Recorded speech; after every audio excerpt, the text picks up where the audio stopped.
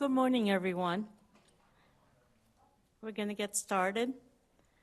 Thank you for joining us today. This meeting is being live streamed. After each presentation, Dr. Moran will take questions from local, state, and tribal representatives seated at the table. Representatives from local, state, and tribal partners will have an opportunity to provide updates during Agenda Item 9. For representatives joining us virtually, if you would like to share an update during this segment of the meeting, please use the raise hand feature on Zoom, and I will call on you. Public comment will be taken during Agenda Item 10. We will take public comment first from those who are here in the room and have submitted a comment card, followed by those with raised hands on Zoom. Members of the public on Zoom, please use the hand raise feature, and I will call on you. If you are using a phone, *9 raises your hand and *6 mutes and unmutes. Please make sure to state your name for the record and keep your comments to 3 minutes or less, please. If you experience any trouble and need help, please go to our website at sfwmd.gov and click the Ask Us button at the top of the page. Staff will assist you. Thank you for attending today's forum, and now I'll pass it to you, Dr. Moran. Thank you, Yvette. Good morning, everyone. Thank you for everyone joining us today. I'm here on behalf of Drew to open today's forum. There is certainly lots of competing events as we approach the end of the year, and I cannot believe that we are here already, December 2025. But I do appreciate everybody that is here with us today, virtually or here in person. We are opening the Zoom for comments for the first time, given a series of emails that we have received from local governments talking about the competing events that are happening here. We appreciate feedback from you all in terms of how this format will work. We have always strived for getting this opportunity here to network and see everyone in person, but we understand where we are. And I think opening the Zoom mic will help us to really get input from governments that cannot be here with us today, but I still appreciate the participation from you all, and hopefully we can continue to use this forum as an opportunity for networking as well. So we are also here closing 2025 with a lot of accomplishments from our side here at the district, but certainly significant accomplishments from all the counties, local governments that we partner with, and really a moment to celebrate all these accomplishments. The agenda today will share some of this, but also happy to be ending and closing this year with some good progress, relevant progress that we are able to continue to achieve in this area. So thank you, everyone. Really happy to be hosting this event today. And with that, I will invite Dr. Jacoby to really representing the state. Thank you. Good morning. Thank you, Carolina. Yeah, I just have a few brief things. First of all, Eddie Buza, the Chief Resilience Officer and the lead for the Resilient Florida program, sends his regrets that he couldn't make it today. As Carolina said, there's a lot of double booking going on at the moment. But he did want me to tell you that the annual resilience plan was submitted to the legislature on the 1st of December, which was Monday. You can request a copy by emailing to resilience@floridadep.gov, and they will put it on their website as soon as they can get it up there. So that will become available. Then again, on the behalf of the Flood Hub, I want to let you know that we now have 5 scientific liaisons. Last time I was here, I think we had 3. And so they'll be working, targeting the water management districts and the regional planning councils primarily at first as a way to sort of get information out to the public and as broad as we can. The change factors for design storms hopefully will go to Mark Rains, the Chief Science Officer, and the DEP for their approval and posting very soon. We kind of overcame the challenges that were involved with trying to get this pulled together. When we were about almost completed, a new set of global model ensembles was put out, so we had to shift to that. And then the South Florida Water Management District stole the person that was working on that with us through the USGS, and we had to regroup there as well. But we're hopeful to get those out for everybody to use soon. We also pulled together exceedance probabilities for sea level rise, in a sense trying to allow people to move between the various approaches to looking at what's going to happen in the future. So the 5 sort of scenarios, low, intermediate low, et cetera, which is sea level rise at 2100, that were selected quite a while ago. So those are in there.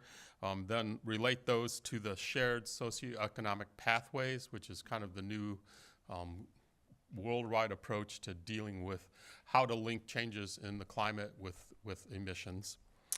And then in that is also the low confidence ice sheet behavior, so the stuff that has medium confidence in terms of what is predicted, and then adding in the low confidence, so you can look at some potentially more extreme kind of changes.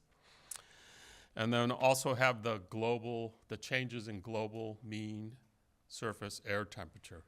So that hopefully what you can do is go in with whatever pathway you want to go in and find your way to an exceedance probability so that you can judge the likelihood of some of these various risks. And that's all I have.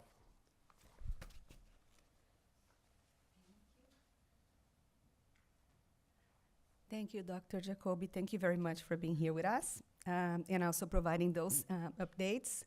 We continue to strive to be able to plan for resiliency and have a very strong risk-informed process. So I really appreciate the collaboration with the Florida Food Hub throughout those years, and happy to have the entire team also establishing and collaborating with the water management districts. So thank you very much. So I'm going to go into these slides, just presenting the updates since we last met in September. I have some great updates here to share with you, and the first one I have is a new team member. Let's give just a second, because I think we are just trying. I see here, yeah, great. The first great update that we have, we are just with a new team member. Robert Mombastra joined our team as Principal Project Manager less than a month ago. Welcome, Rob.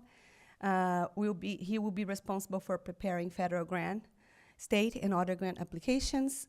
He's sitting there next to Dave, who was the previous grant manager on our team, and now transition to back to the private sector. But thank you, Rob, for joining the team. You all going to have the opportunity to collaborate with Rob as well, and he will also be assisting Tarana on project management support for all our implementation projects. We work closely with the engineering team, engineering, construction, and modeling team, to really ensure that we can continue to accomplish and implement those awarded projects. And we are grateful to have Rob joining our team. And also, one more update to you all. Tarana Solomon has been appointed as the new unit lead. She will be overseeing this team I presented on the last forum, the structure. So our division does have a water supply and planning side, and we have a flood control resiliency side, and Tarana is now leading this unit. So thank you, Tarana, again, also for stepping into this position and supporting the team, as you have been doing for the past years. As part of the division, we are also integrating some great accomplishments on the water supply side, and in this month, we are happy to announce that the Central Florida Water Initiative Regional Water Supply Plan was approved and adopted by our governing board back in November. All the water management districts, all 3 water management districts had approved the plan, and this is a big step, big accomplishment. This is a joint effort between 3 water management districts, and it's excellent to be able to one more year update that document and really work in collaboration with all the local governments to advance water supply sources, alternative water sources, and water conservation strategies. The next one we are working is the Upper East Coast Plan. So this year, 2026, will be the Upper East Coast. We continue to go on around updating those plans every 5 years. Here is a map of how we do it, and also how those plans are advancing important water supply and collaboration with the water utilities. In parallel to the regular standard water supply plans in our region, we are also advancing our water supply vulnerability assessment. It's a longer-term horizon effort that we initiated a few years ago. So at this point, it's truly a modeling effort that is being advanced by the modeling team, really advancing and expanding the East Coast surficial model to the entire upper and lower East Coast region, looking at 50 years ahead and really bringing those risks that we consider important for this consideration, so sea level rise, utilizing the intermediate curves, and also additional future climate scenarios. Just a brief status. I know we talked about this last meeting, but in the more recent months, we were able to complete the input data for drought, rainfall, ET, and temperature, future land use, and really distribution of population growth into each of the tests. If you don't know that, maybe you don't need to, but it's a very detailed process that we have to carefully evaluate how we place future land use and how we distribute demands. And we are also able to, as I mentioned here, how we really distribute this population by each of the utility service areas. We are right now completing the public supply and irrigation well withdrawals, also the last big input data that is needed for us to start running those future scenarios that are anticipated for early 2026 to be completed in the summer. This is going in parallel, just one more input here. This is going in parallel to the runs that will be supporting the lower East Coast plan that will be focusing on still 25-year scenarios with sea level rise. So it's really the first time we have the variable density model fully completed.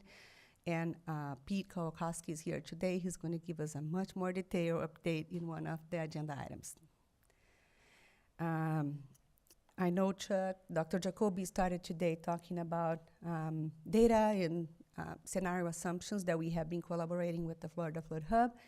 We take that very seriously as well, again, to have the best information, risk-based information to support decision-making, and we do have a future water and climate scenarios work group established in the agency. The first major accomplishment from this work group has been the drought scenarios that are informing the water supply vulnerability assessment. So we work on, with the entire team, representatives from different divisions here internally in the agency to really select some of those scenarios, work on correction, bias correction, and spatial transformation that is needed to input the data in the model. And we do have a draft technical memorandum. It's not out yet for comments, but we'll be releasing soon. And this is based on an effort led by the USGS. The paper was recently published. That's the basis, the approach that was established for us to look at the scenarios and forecast these droughts into the future. So the link to the paper is here in case you want to access. And we continue to collaborate with the Florida Flood Hub on the statewide coupled ocean atmospheric regional model.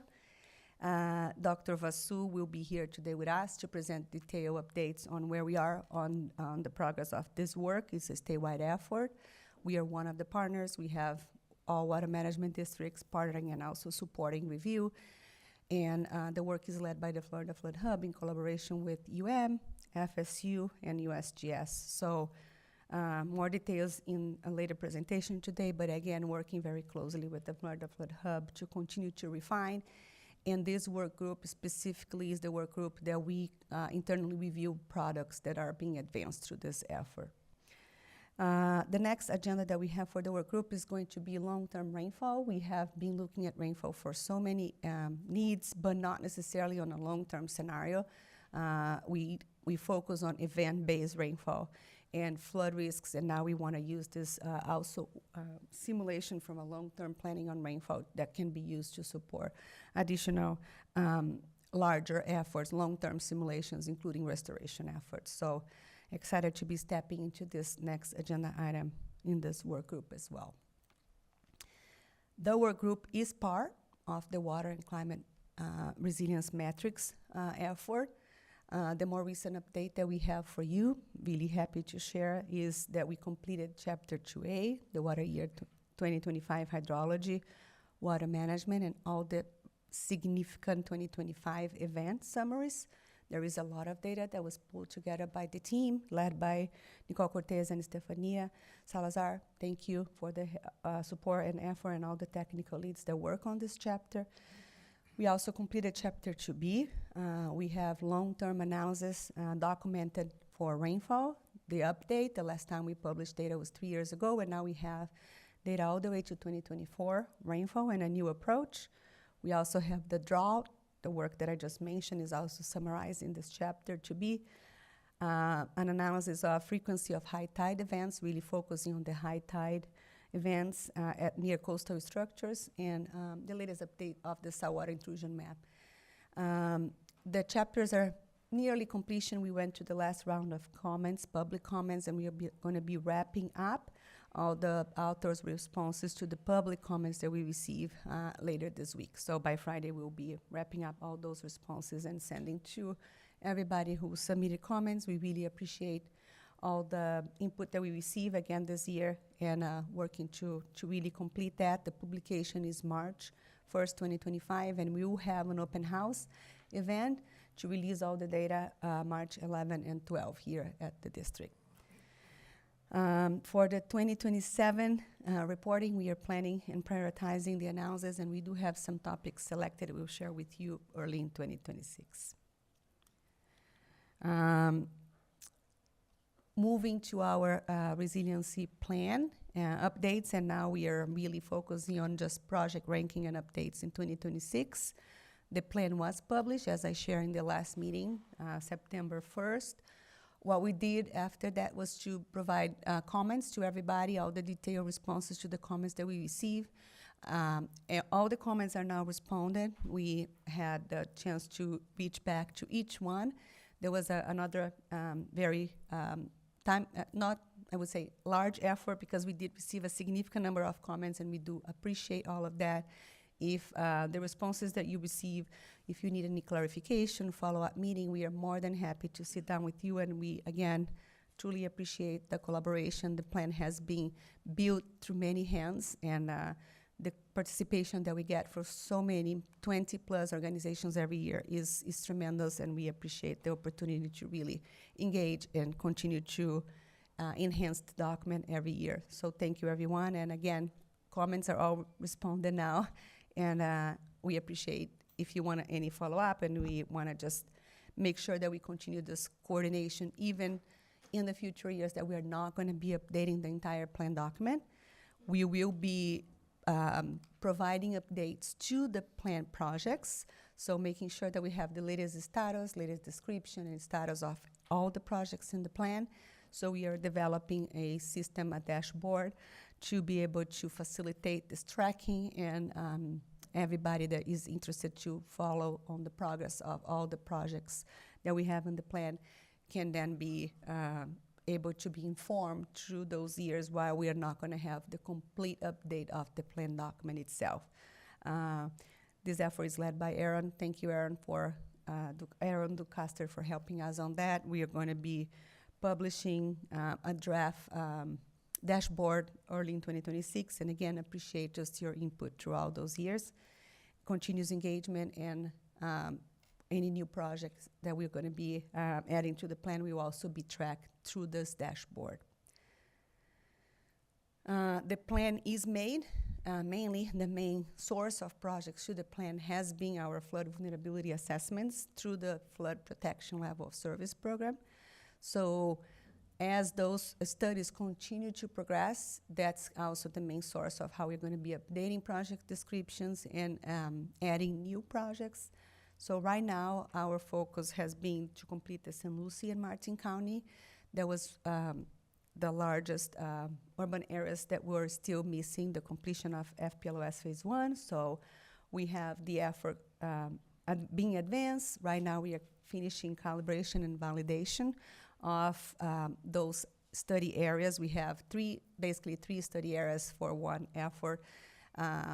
we also include Loxahatchee, North Palm Beach County, St. Lucie, and Martin.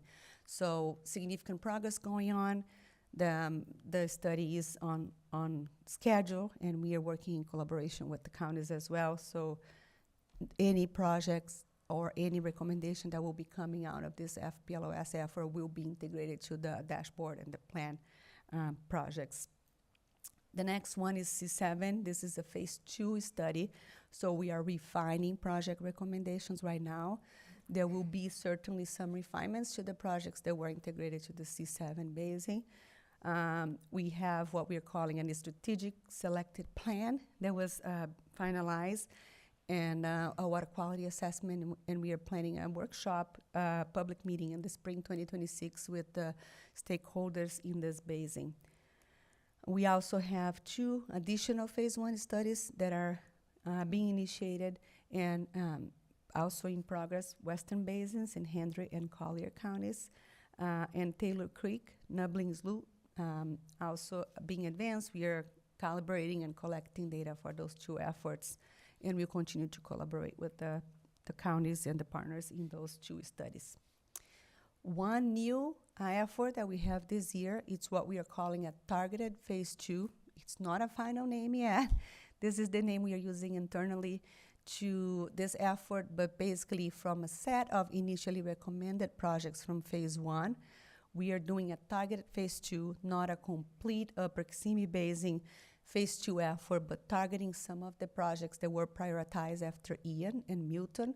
Those are projects that we understand are a priority for us in this area, and we are running a targeted phase 2 study to help inform basis of design for all those 8 projects, and those are also in the path for hazard mitigation grant funding. So working in collaboration with the counties there, Osceola and Orange, to be able to advance those key projects also in the Upper Kissimmee Basin. Moving into implementation, happy to report that we have been advancing S27, 28, 29.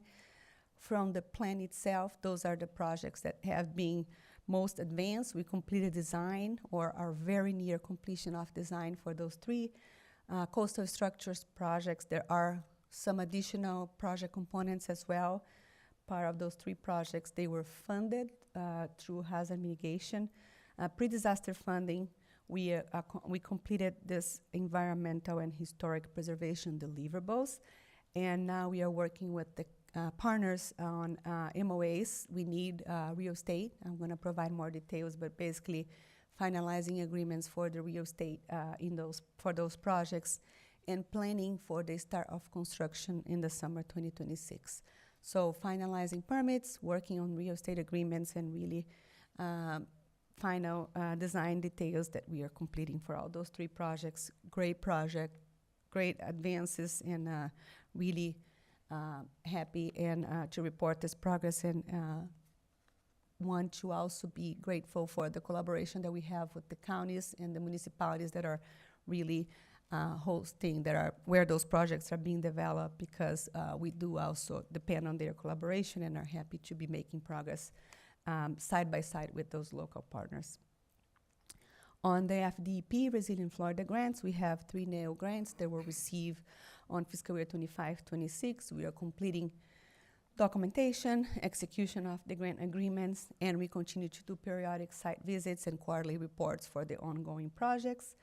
And we do have a grant through the Innovative Tech with FDP. This is our Wipe Out project, aiming to advance some innovative technology on the water quality side, nature-based features, so absorption materials that can assist us on future design, future solutions, alternatives that we want to be able to integrate to projects. So this pilot project was approved in the governing board in November to initiate construction. So basically, we are going to construct 4 trenches along C9 to test those technologies, and very excited to be advancing on this project as well with the support from DEP. And Miami-Dade County, I apologize. Miami-Dade County is a project partner, is also an awardee. The grant is a joint grant between Miami-Dade County, the Water Management District, and funded by DEP. I did mention this S29 C9 basing project and S28 C8 basing project in the last slide. Just some more details. We are having ongoing meetings with Miami-Dade County. This project is located at Great Notes Park, and there are some considerations and very important considerations that we are coordinating and advancing with Miami-Dade County on this park facility. Appreciate all the input from the multiple staff and multiple groups within Miami-Dade County that are helping us on advancing this very important agreement that we depend on to complete sooner than later so we can move on the important construction steps for this project. For C8, S28, we continue to collaborate closely with the Village of Miami Shores. We did present on Biscayne Park, actually, the neighbor city that is also within the project footprint, on October 7. So we provided the latest update, and we have a workshop being planned jointly, or 2 workshops jointly with Miami Shores and Biscayne Park, again, early in 2026, to present the latest design progress and some additional details that we are coordinating with the village. Some other projects, we again continue just to advance construction, and mainly some additional real estate coordination efforts that we have to complete some key projects. We also are very happy to report that we were able to spend about 25% of grant funds since we had received our first Resilient Florida grant. This was an effort that we did recently as requested by DEP. So we are now representing 35% of the already executed grants. So 25 is related to all the grants, including the 3 ones that we're still completing execution in this year, but really 35% of the grants that we have so far received, we were able to spend. We are within the schedule for those grants, and excited to be working in partnership with DEP to implement such important projects for our agency and for the entire system. We are also working on invoicing, and we have either completed or are near completion 37 contract amendments with vendors. This takes a lot of time. So to comply with all the grant requirements. So really recognizing the effort from the teams, our procurement teams, budget, and everyone involved here, finance, to be able to assist us on really not only executing a grant agreement, but implementing and being able to spend the funds and invoice. So thank you, everyone, and thank you, DEP, again, for the partnership.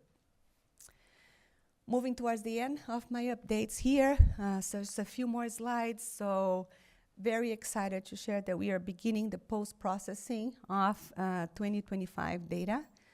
We are closing wet season, hurricane season without major impact this year, which is for Florida a blast, and we are grateful for this. And we are wrapping up King Tide as well. This week is the last week that we have one of the higher tide events.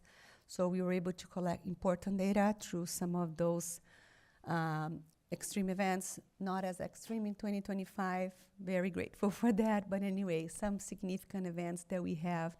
So for the wet season, May 22 and October 10 were the most significant ones. We do have some data that we collected. We had also hurricane and king tide season data that we received. I apologize. I was thinking it was a list of dates, but it's not. It's just the time. The ranges for the wet season, hurricane season, and king tide. But we do have a list of major events that we had observed through this year, and that we are collecting data we can share with you as a follow-up email. And what we want to do by sharing this list is really ask for any additional data. So as we finalize the analysis of these events in 2025 and we post-process the data that we receive, we appreciate if you have any additional data that you have not yet shared with us. We know how it is when we are going through those events. The time is always challenging to be able to respond to the event and also document information. We understand this is very important to all of us. So not only us to be able to better document those damages, calibrate models, inform decision in general, but also to all the local governments that continue to assess flood vulnerability, flood damages. So the data is available to everyone. But if you do have any photo, any observation that you did not have time to share with us yet, please do. Please work with your local partners, local community leaders, anyone that you might think have extra data, and share with us. We're going to integrate to the post-processing and appreciate the collaboration and partnership that we receive and we were able to advance this year. We are also working with the Silver Jackets in this project that is very aligned with this overall effort of documenting and collecting data. So the project was on hold for about, I think, a month and a half, but we are all back to full speed mode. We are having, again, meetings with the project partners, so really focusing on identifying tools and data that are out there statewide and a process to streamline data collection and where we can save and utilize this data. So our current role as a partner in this project is to help identify available tools. So we made an inventory and we are sharing with the Florida Flood Hub that is now collecting all this data to, again, just have this benchmark of available tools in the state that are collecting data and working towards a process that we can streamline, again, data collection and data sharing. My last update, I reserve the best for the last, or at least the most intense for the last, right, Jenny? We are coordinating with the Army Corps on this very important project, the CNSF, Flood Resiliency Studies at Broward Basins. We have an upcoming public meeting on December 18th to share a very important project milestone. This is the draft integrated feasibility report and environmental evaluation. It was published on November 21st, and it's now open for public comments. This is a very extensive document. It's a federal document. I'm talking about 2,000 pages. I'm not talking about small documents, but a series of initial design plans also include, supported by all project partners, all the initial coordinations that we have been advancing as part of this almost a little bit over a year effort. So we do have a formal tentatively selected plan that was refined after the last public meeting on September 9. So it's now the TSP, tentative selected plan, that is included in this document. As I mentioned, we have designs, not yet the 30% design, but very near to 30% design to all the projects that are being proposed as part of this effort. And we have a parallel NEPA process, an environmental assessment that is being advanced by Jacksonville District Army Corps as part of federal activities, and they are also initiating federal consultations for all the projects being recommended in the TSP. We are stepping into independent reviews right now. We have as part of this federal process, we are required to have 2 independent reviews, agency technical reviews, so really grateful and thankful for the 2 companies that are also assisting us on those independent technical reviews, and also additional Army Corps certifications that are coming up early in 2026. So please, all interested parties, stakeholders, local governments, go on the website. Here is the link.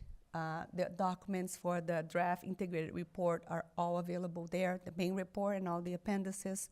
We appreciate your input. This is truly the time to provide input to this effort, final input before we reach the final recommended plan. And again, I am tired of saying that I appreciate, but it's truly an understatement here, all the efforts that we have been doing here, depend on input from all the partners, local governments, and we again are grateful for all the comments and collaboration that we have so far in this effort. We are here December with this technical and policy reviews and public input. As I mentioned, just cost certification and finalizing draft 30% plans by early January. We will publish the final EA in March, April. So again, time is critical now. We are very nearing the completion of this final report, and we'll be submitting for the Army Corps Headquarters ASA for WARDA 2026 consideration. With that, I am thank you for the attention. Any follow-up question or need, please let me know. And we can definitely provide any additional information and take advantage of all the links that we provided in this presentation. With that, I will transition to the next agenda item. I will open up for questions later, but let me just check on time. That's what I was doing. Okay, 10:05. He's available 10:15, right? So maybe we can open for questions. We have the next presenter on a fixed time, 10:15. So maybe go around for a few questions before we invite Dr. Vasu to join us.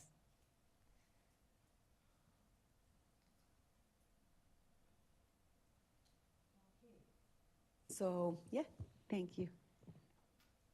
Good morning, Megan Houston with Palm Beach County, non-engineer, non-expert in science. Are there any big findings that you're thinking we should be aware of for 2026, 2027? Like, oh my goodness, local governments need to be supporting us a lot more in stormwater management or things like that? Like anything that's coming to the top of your mind, especially as we're all gearing for the next cycle of Resilient Florida funding?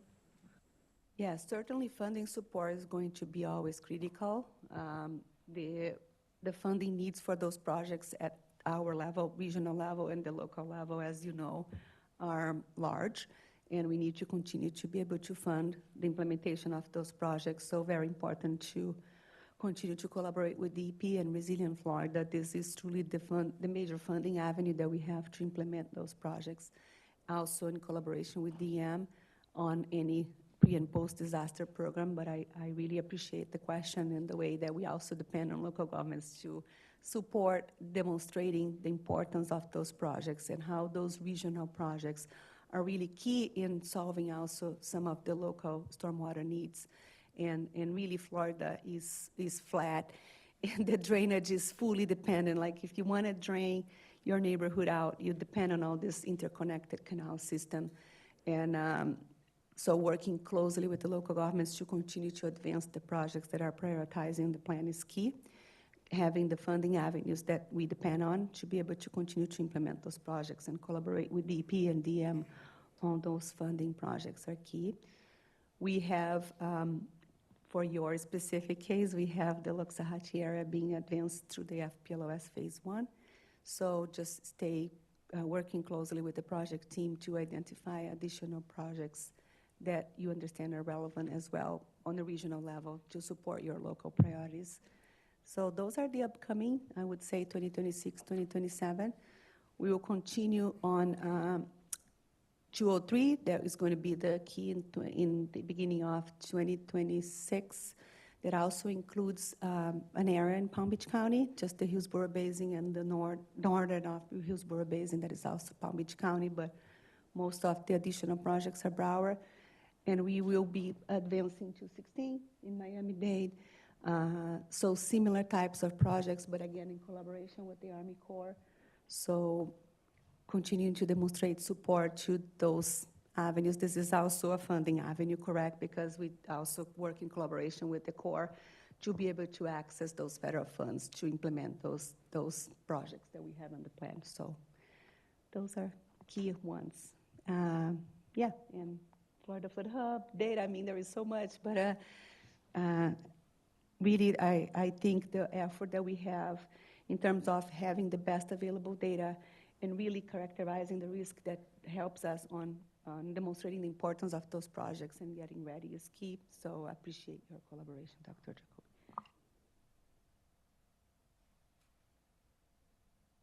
Any more questions?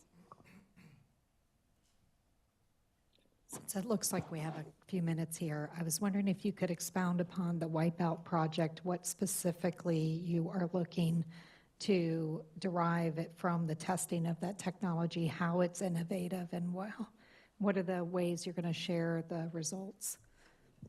Thank you for this question, and thank you. This is definitely an exciting project for us. The one reason this is exciting is because as we try to advance those drainage projects and be innovative in urban areas, we reach so many limitations in terms of feasibility, available space, the areas that we are advancing some of those key projects, in most of the cases, they are very dense, and we have very limited opportunities to expand on what additional elements and nature-based features we can integrate to those projects. So one avenue that we have been exploring is, in addition to the traditional require ERP, like detention, retention, storage options that we have, mostly through secondary systems, tertiary systems, what can we do in terms of perhaps boosting the capacity of those areas to remove pollutants?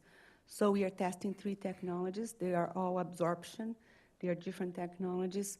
So to understand performance, to understand feasibility costs and all of that, and how we could then integrate those technologies to designs, to future designs in terms of storage or even canal bank enhancements. So, in working in collaboration with Miami-Dade is also key, as we understand that some of that will be the most effective way of integrating those technologies is not just waiting until the pollution is all the way down to the primary system, but starting from the beginning, like local, very local, tertiary, secondary systems. So one of the avenues that we are exploring with Miami-Dade is, of course, secondary canals, and also during low-flow events, how those secondary canals discharge to the primary and maybe through the banks that we have. So still the beginning of all, a lot of questions, way more questions than really answers, but having the opportunity to use these funds to test technologies and understand how this can be integrated to design is exciting. And do you mind just telling us a little bit about the 3 absorption technologies? Oh, yes, you got me. I have. So the first one is a sponge, and it's focusing on also limiting some of the more like, I would say, even more like top of the canal and oils and grasses, and in addition to that, any type of pollution that we could absorb through this material. It's a sponge material. It has been utilized by Miami-Dade in some of the secondary systems as well. So understanding capacity for nutrients in general, but also including some of the oils that can be absorbed by the sponge. Second one is more focusing on phosphorus.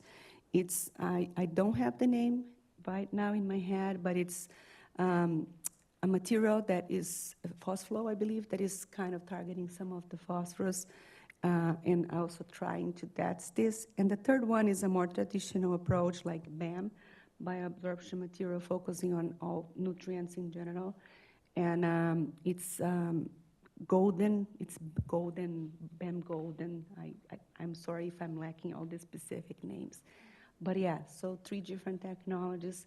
And one thing we want to do too is perhaps putting at sequencing if perhaps one technology can assist in the additional one. So working closely with water quality teams, monitoring teams from our agency in Miami-Dade, as well as they will be doing all those laboratory tests to help us understand efficiency, and also DEP, who is managing overall the project, the technologies, and how we can explore additional applications. Yeah, I would just say that those are different technologies we've been approached and asked to fund, and so we'd be very interested in your results and looking at which ones look more promising to pursue. Excellent. We will appreciate. I know you have been advancing some of that too, so we want to try to take advantage of this pilot experiment as much as possible, so input is welcome.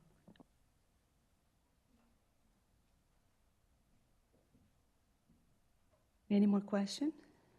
I think we are, yes. Good morning. So it's my first time here. Thanks for doing this. I'm the economics appointee to the City of Miami's Climate Resilience Committee. But very interested in kind of catching up and learning what's going on.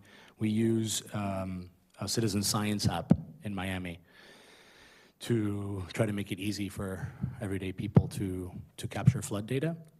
But we don't have our alignment with the formats like you're asking here, ankle, what sort of depth.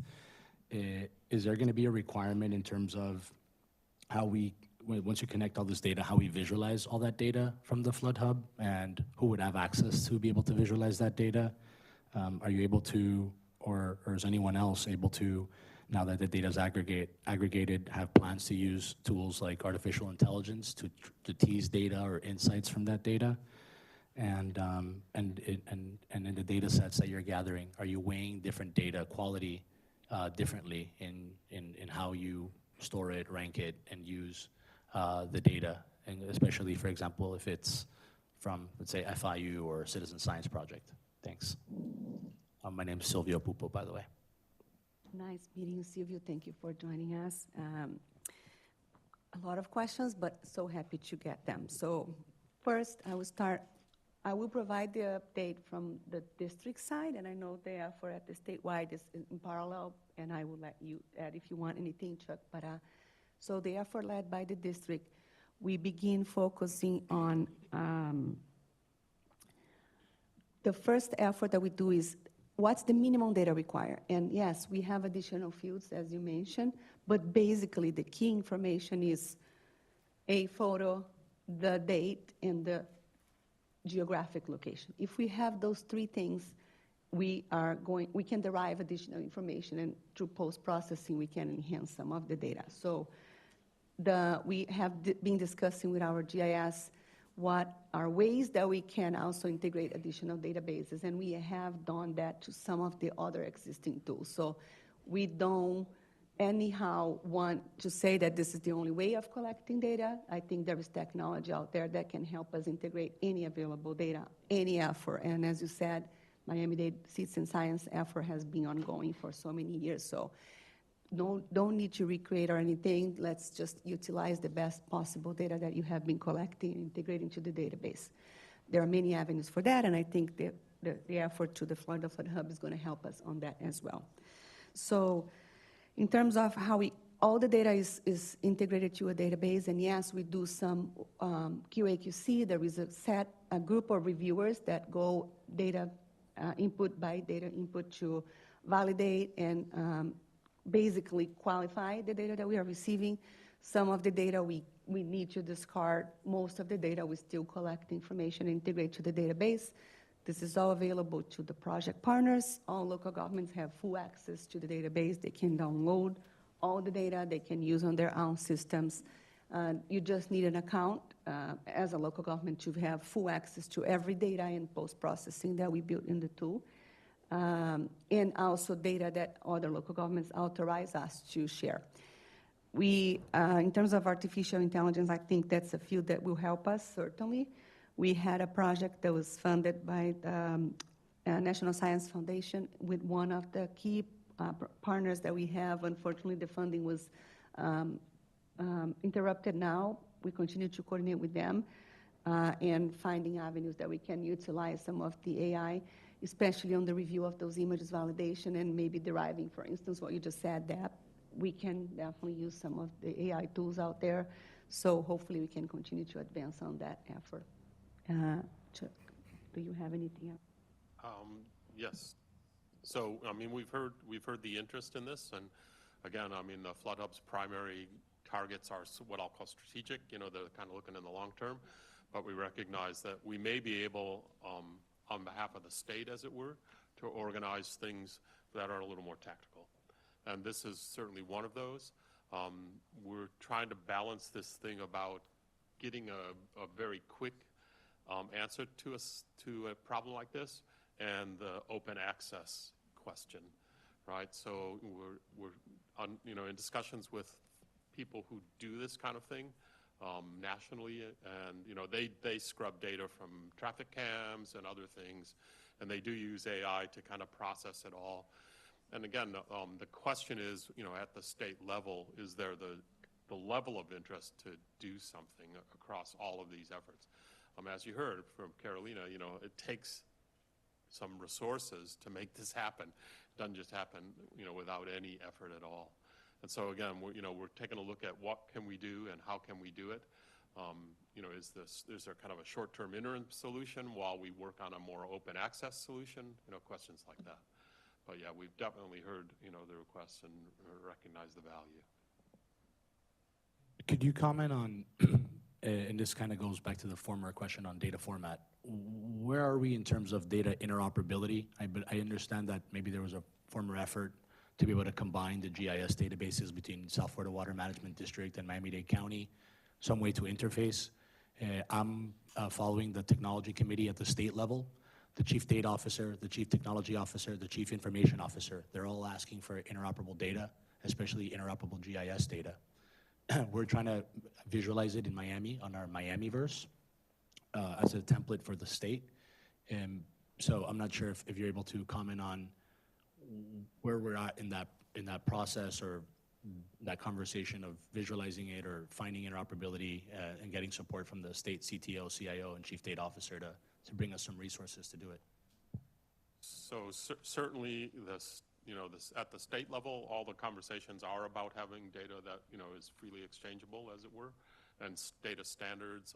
For example, the Resilient Florida program came out with data standards after some of the vulnerability assessments came in, and they started to recognize that they weren't comparing apples and apples at the moment, and they needed to kind of, upgrade the way people thought about things. So those conversations are ongoing. I mean, that's a fairly major task. I would say that we would probably try to learn from those who have already ventured into it, and certainly, this region and the district, the South Florida Water Management District, have been very valuable partners in terms of helping us find the path that looks like it's going to work.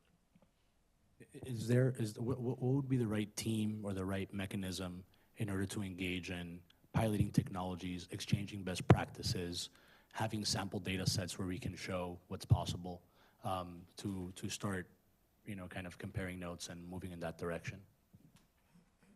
So, what I'll take back from this conversation is, to the Flood Hub. So the Flood Hub, the way it works is to organize work groups.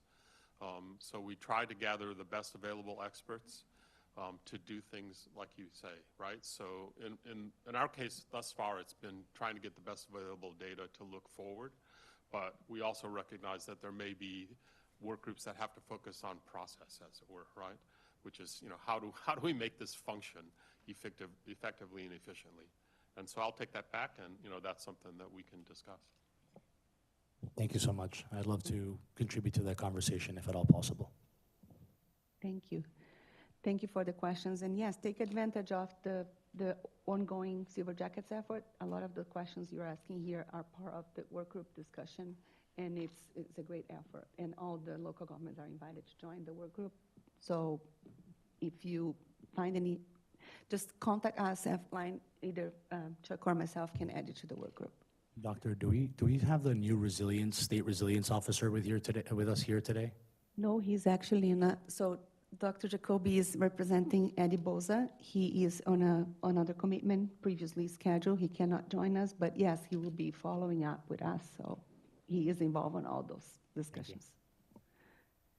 Okay, so I was going to move the agenda item number 5 to number 4.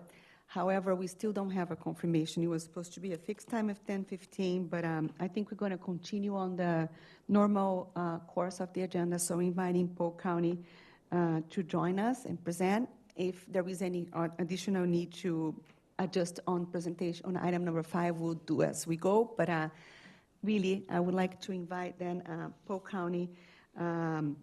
We have Tabitha Beal, Director of Parks and Natural Resources Division. She's participating virtually, and we'll start this presentation alongside Jennifer Hacker, who is here with us. Thank you, Jennifer. She's the Executive Director of the Coastal Heartland National Estuary Partnership, and is the agency that is received the funding, and is managing all the project. And we also have Adrian Santiago Tate, CEO and co-founder of the High Tide, who is supporting the development of this study. So really excited to have this update on their comprehensive vulnerability assessment. They are doing really great work. So with that, I will invite Tabitha Beal to initiate the presentation. Good morning. This is Tabitha. Thank you for the invite to speak today. Apologize, I'm not in person. I'm one of those other commitments happening right now. In fact, the governor just pulled into his press release conference that we're at today. But it also goes to speak to what you were talking about earlier. It's the partnerships that make this happen. And so it's local, state, federal, all working together to make these projects happen. And today is another example of that partnership that Polk County is putting together for our comprehensive vulnerability assessment. We're working on adding the 200 and 500 year modeling and visualizations project is what we're presenting on today. I have several brief slides just to give the background on the general comprehensive vulnerability assessment process. Then Jennifer's going to present as the funding partner for this project, and then Adrian's going to provide some exciting results and deliverables that we're working towards. So the overview of the comprehensive vulnerability assessment, if you could go to the next slide, is that we did receive funding from Resiliency Florida to fund our entire comprehensive vulnerability assessment. When Wes was in place at the state, he visited Polk County and he said, I would really like to do these at county level as much as possible. And so that was what we set out to do. Ours is a comprehensive, includes all the cities.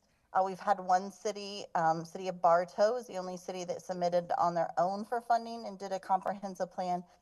But from the pictures on the right, you can sort of see they had a particular issue that we've been struggling with for years, and that's very vulnerable and is a critical asset, and it's the Bartow wastewater treatment plant.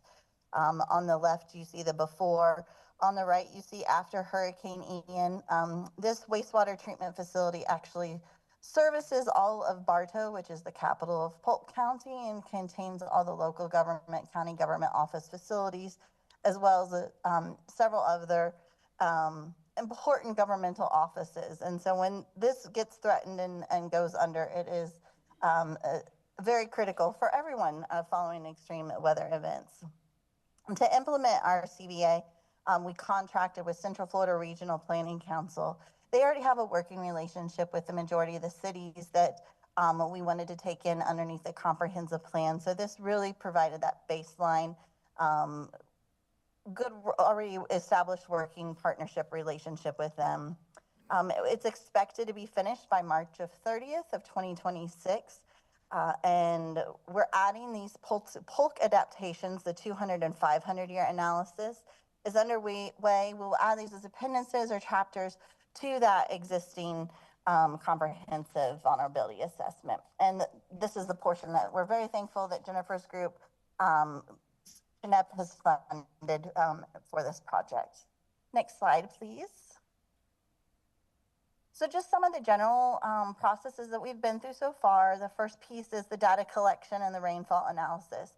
And what we have found, time consuming wise, is that working through the data collection portion, and when you're trying to collect data, not just from your own local government, but 15 other city municipalities as well, that can be quite a feat. And so we went through that process. We've collected that information. We've gathered the topographic data that was available, the 2018 LIDAR, and then did some flood scenario related data collection as well, precipitations, those kinds of things.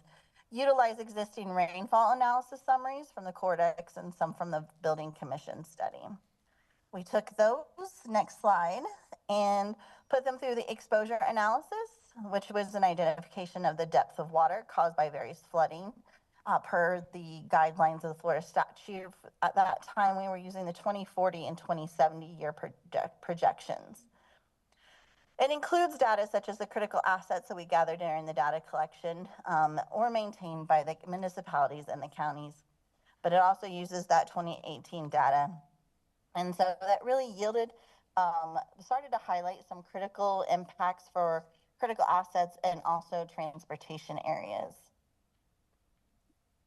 The last phase that we just recently went through for the comprehensive vulnerability assessment is a sensitivity analysis. The next slide, please. And the sensitivity was to look at the degree of risk based on the level of inundation using zonal statistics and the percent inundation by area.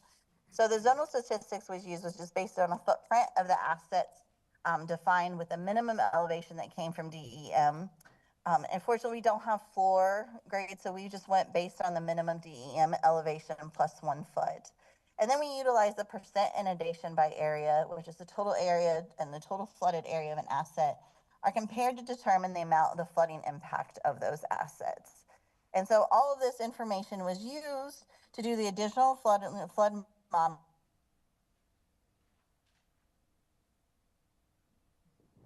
We are having a minor technical issue. If you Recording can in just hold. progress. Habakkuk, wait a second. If you can hear us, we cannot hear you. Let's just wait until you're back. Yes, sorry, the Zoom went down. We're trying to get it back up.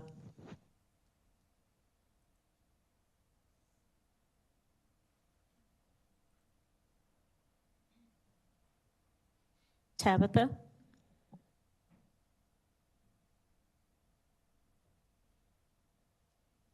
Yes, did you lose me? Sorry.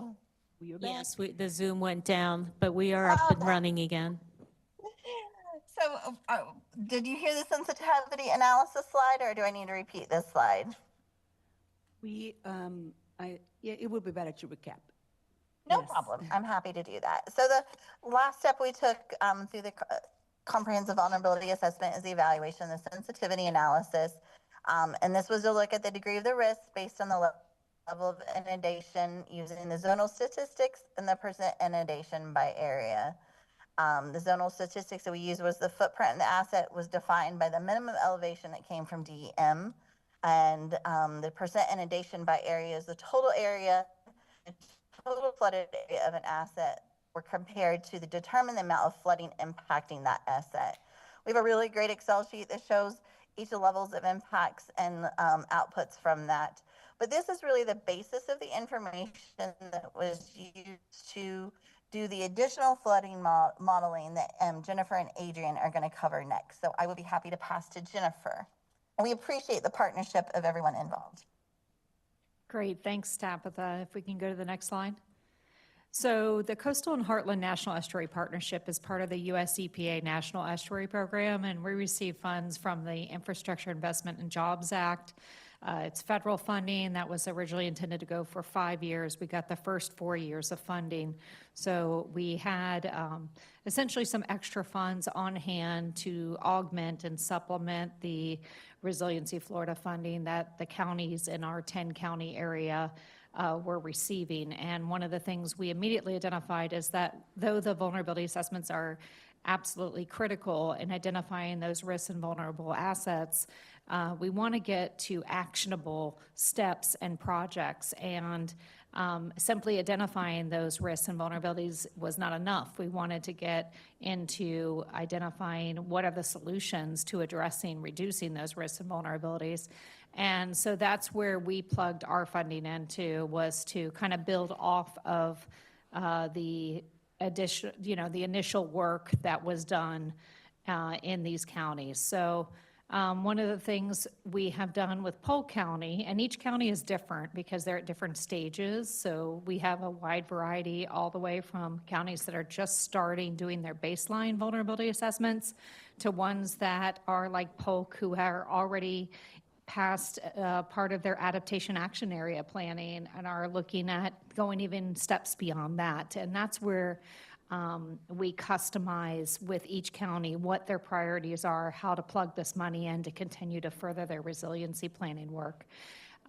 With regards to Polk County, it was this added flood modeling and visualizations. They really wanted to go above and beyond what was required in the statute to look at 200 and 500-year events. As we know, those are pretty extreme events, but they're not any more completely unlikely. We do actually see extreme rainfall events that hit these marks, and these inland areas are vulnerable.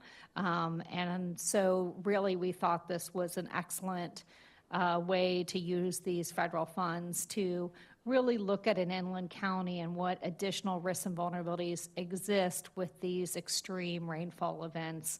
And so we, at the CHNEP, we have a technical staff.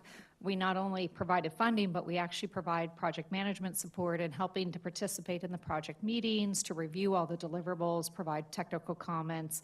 We're trying to make sure that we're assisting the county and the Regional Planning Council and High Tide and the other partners on this project in creating the most robust and appropriate product that's going to move the ball forward for all of us.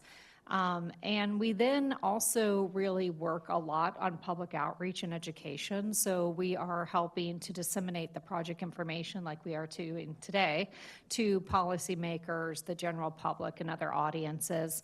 And I just want to mention that this is an ongoing commitment for us. We still have a lot of money to expend from these federal sources. So we are continuing to do call for projects and look at ways that we can continue to implement the recommendations coming out of the vulnerability assessments, coming out of the adaptation action area plans, and actually implement projects, which we'll mention in our project update later in the meeting. But this is a long-term commitment on our part to continue to help these counties with their resiliency in addition to the state.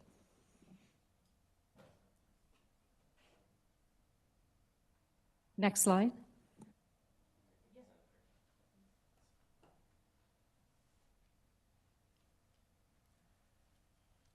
Hi, everybody. Good morning. My name is Adrian Santiago Tate. I'm the CEO and co-founder of High Tide Intelligence. We're a flood risk data company. And as a Polk County resident, I was very proud to get to work on this project for Polk County. Thank you, Jennifer, and everyone at Shanep. Thank you, Carolina, for having me today. And also thank you, Tabitha at Polk County, and Curtis and Donnie at Central Florida Regional Planning Council, and all those teams. So as Jennifer said, we were brought in to do additional flood modeling and also to create 3D visualizations of those models. And we brought in Half Associates, Guillermo Simon's team, to assist us with the flood modeling using HECRAS, rain-on-mesh simulations. The scenarios that we looked at were the 200 and 500-year scenarios. And since Polk County has experienced sequential storms in previous years, we wanted to look at also these saturated ground conditions. So what would it look like if a hurricane impacted the county, and then shortly after, the county was impacted by another hurricane immediately? So that's why we looked at the 200-year, 500-year, with and without saturated ground conditions.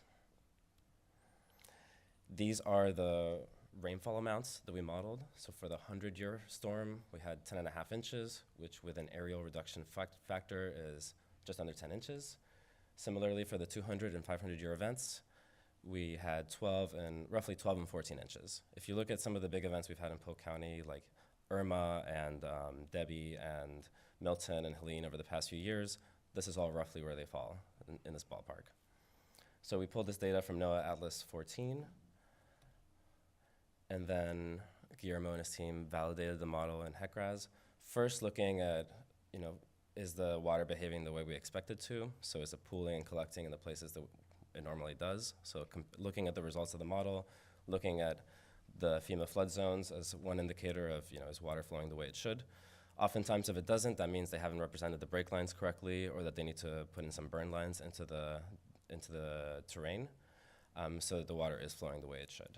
And then once everything looks pretty good, they start looking at the stream gauges, making sure that the flow they're getting through there is close enough within their threshold to what is actually observed. All of this is done with a 100-year storm, so they also modeled the 100-year storm for validation. Obviously, we don't really have that much data to validate a 200 or 500-year event. Recording in progress. It was done using the 100-year event, and then we extrapolate to the 200 and 500-year. And then once we know what the flood models look like, once we have these flood models for the 200 and 500-year, we then took all the critical asset data that Central Florida Regional Planning Council had painstakingly put together for a very long time. It's a lot of work. Put these two things together and do what most of you would recognize as an exposure analysis, which is just seeing what is the depth of flooding for each asset for each scenario. And this visual is for our platform that we use internally. It's called Arcly Pro. And the reason I show it is, I don't know if you can see this here, right in the middle, there's a big flood zone and a red dot in the middle, right? Can you all kind of see this in this map? So we have all these icons on the map. We have these flood extents. We have shapefiles telling us where things are. We have shapefiles telling us where the flooding is. And we're asking the human imagination to put together this image in our heads of like what that actually means, right? We've been doing this for a long time. I'm a map guy, so I build platforms like this, and I spend most of my time showing people in 2 dimensions the impacts of flooding. And you'll see why I made a big deal out of this in a second. These are the results of the exposure analysis. So we have 12,450 assets in Polk County in our VA. As you can see, about half of them are natural, cultural, and historic resources. That's important too. And then here in this table, I'm showing the total number of assets for each asset class, as well as how many of those assets were exposed to the 200-year event that we modeled, and then also with the saturated ground conditions. So obviously, we have more assets exposed when we have that saturated ground, and roughly 10 to 20% of each asset class is exposed to flooding. For the 500-year, that number is obviously higher. So we have a lot of assets to look at, 12,000. We reduced that to roughly 10% of that. So we have over 1,000 assets to look at, and we have to decide, what are we going to pay attention to? You know, how do you prioritize this?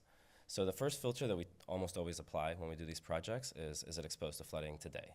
If it's not exposed to flooding today, there's plenty of things that are, so it's really not that important.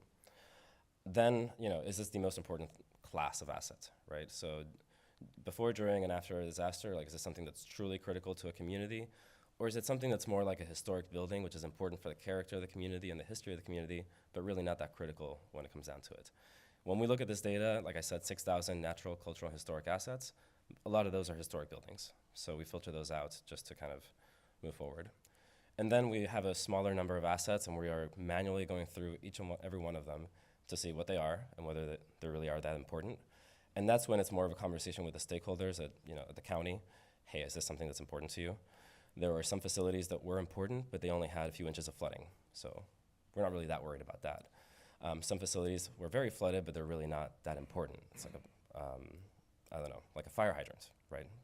So we're kind of going through and filtering. And then finally, once we have our short list, we want to make sure that we're not just only looking at Bartow, which is where a lot of our risk is concentrated in Polk County. So we wanted to look at other places in the county and have a mix of assets. So this was a long process, but eventually we selected 4 sites. This was by far the hardest thing about this project. Like, the flood modeling was pretty straightforward. The 3D visualizations were super fun to work on. It was just hard to pick what we visualized. So the first thing was the Bartow Wastewater Treatment Facility, which I think Tabitha mentioned. We also found the power substation in Bartow that was flooded, a highway between Lakeland and Auburndale, and then also another area of the county with some interesting sites. So then what we did, once we had our flood models, we had our critical assets, we had our digital elevation model, we had a 3D model of the buildings and the infrastructure and all this stuff, is we wanted to build a realistic 3D visualization that wasn't just like an artist rendering, that it was actually based on the data, right? So we used an open source platform called Blender, which is what a lot of movie makers use to make special effects in movies, and put all the data in, and then this is what it looked like. So if you remember that 2D map with the blue and the red, and this is what we're normally looking at, this is what we're looking at now. So we have this 3D visualization of the Bartow Wastewater Treatment Facility, and in the top left, you can see the scenarios that we're showing. So here's no flooding, 200-year flood, saturated ground conditions, 500-year, and 500-year saturated ground conditions. So clearly, there are some pretty important bits of infrastructure here that are critical to Bartow that are going to be flooded by a 500-year flood, which again is 14 inches of rain. It's a lot of rain, it's a lot of water, but it could also be more. So this is roughly what that looks like. Here's another angle on the same asset, same flood.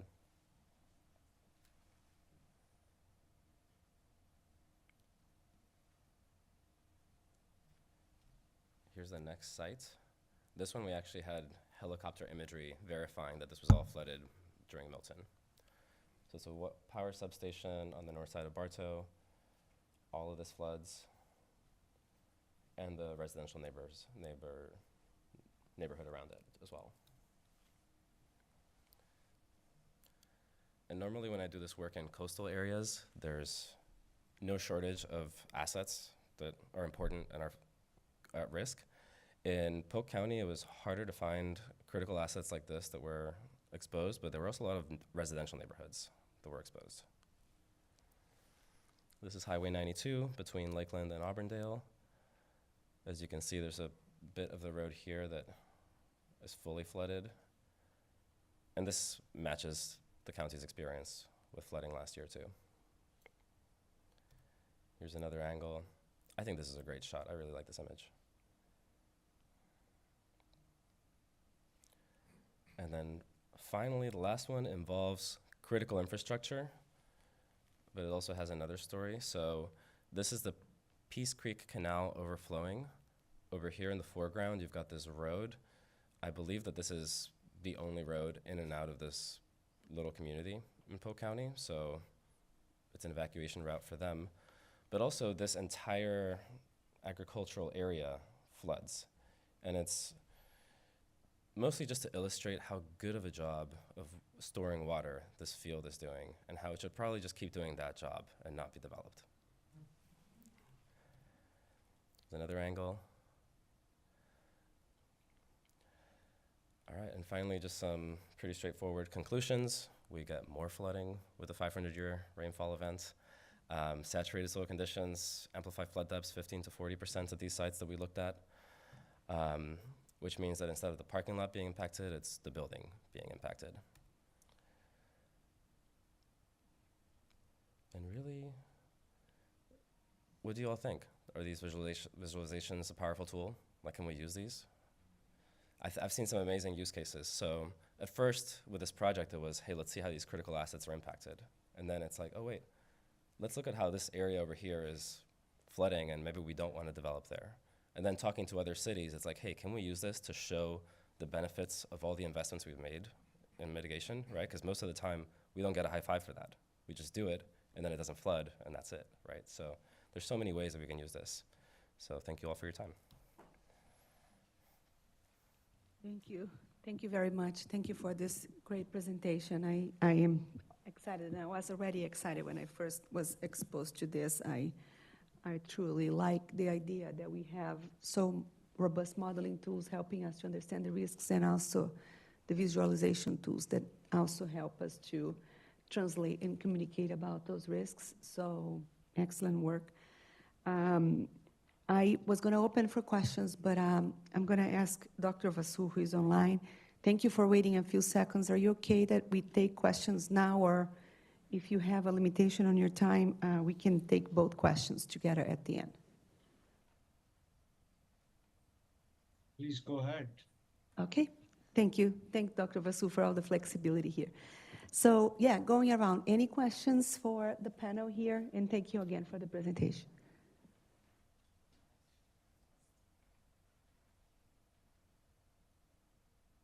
No questions? Yes. Hi, Silvio here. Really love to see this. I also want to give a, a shout out to Polk County. Polk County has been adopting a lot of different things in innovation. We've seen one of our technology partners and solutions be adopted there with autonomous surface drones as well to clean your waterways. Very proactive, incredible to see this AI work. I think that this is an example that we should all see. So I'm really happy to see you presenting this today. And I think this is an example of what aligns with our vision for this Floridaverse, right? So my question to you is, how do you foresee this visualization layer plugging into a data set like the Florida Flood Hub? How do you see it maybe interconnecting into an existing, GIS map for the county so they can click and know that you have a simulation or you have a visualization of that sort? And how do you see this kind of growing going forward to be, whether it's countywide, and then maybe for the South Florida Water Management District, more broadly speaking, on the chance of the resilience officer? How does the state resilience officer leverage this data to help advocate to the state budget, where we prioritize allocations for funding to different counties that have identified these critical vulnerabilities? Thank you. Thanks for the question. So I do a lot of vulnerability assessments through my work, and to me this project was very innovative, and like this idea didn't come from us. This idea came from the county to have 3D visualizations, and now that we've done it, it just makes so much sense, and everyone that we show this to says they want it to. So I think it's just going to become a standard part of how we approach these projects. We have this technology. We're doing all the hard work of modeling it and QCing all the data and doing all the analysis, so why not take it that last little bit so it means something to people? But, little note from Jennifer. Yeah, that being said, I would say that there's a lot of sensitivity about how to share information like this, and we spent a lot of time making sure that these visualizations were angled to showcase public assets and not include private assets that were being impacted in these immediate vicinities. That is just a continuing issue that we are working through with all of our cities and counties, is what level of information sharing they're comfortable with, even with other governmental entities, much less to share anything publicly. So I will say to Adrian's earlier point that, you know, there's the technical side of this, but there's also just the collaboration and communication side of this, which we spend equal, if not more time working on to make sure that we're communicating this in a way that all the stakeholders are comfortable with. On one other side, notice sometimes we actually show other public assets that are actually not public, but private assets or owned by other governmental entities even. And so again, you know, before going and broadcasting that out, we are working to coordinate directly with those entities first and make sure that before we show anything that affects their facilities. I mean, some of these things also for security reasons. Obviously, you don't want to disclose critical infrastructure that could be impacted by any kind of malicious activity. And so, again, you know, it's exciting, but there's a lot more that went behind, like picking those four, and even like when we picked those four, coming up with something we all agreed was the right angle to showcase how that we presented those four to share with you today. So just think of that when you embark on this path. I would just want to add here that the visualization is certainly a plus and helps with communication, but it only helps if it has a very robust technical analysis done behind it, because we have seen visualizations out there that are so not representing the reality in Florida, and that doesn't help at all. So the part that I think it's kudos to the team here is really the utilization of advanced tools, age and age, proper tools, to be able to simulate those events that are realistic. I mean, we had 200 year in Ian, so I mean, getting the selection of proper scenarios and utilization of right tools, age and age tools to simulate what happens in Florida.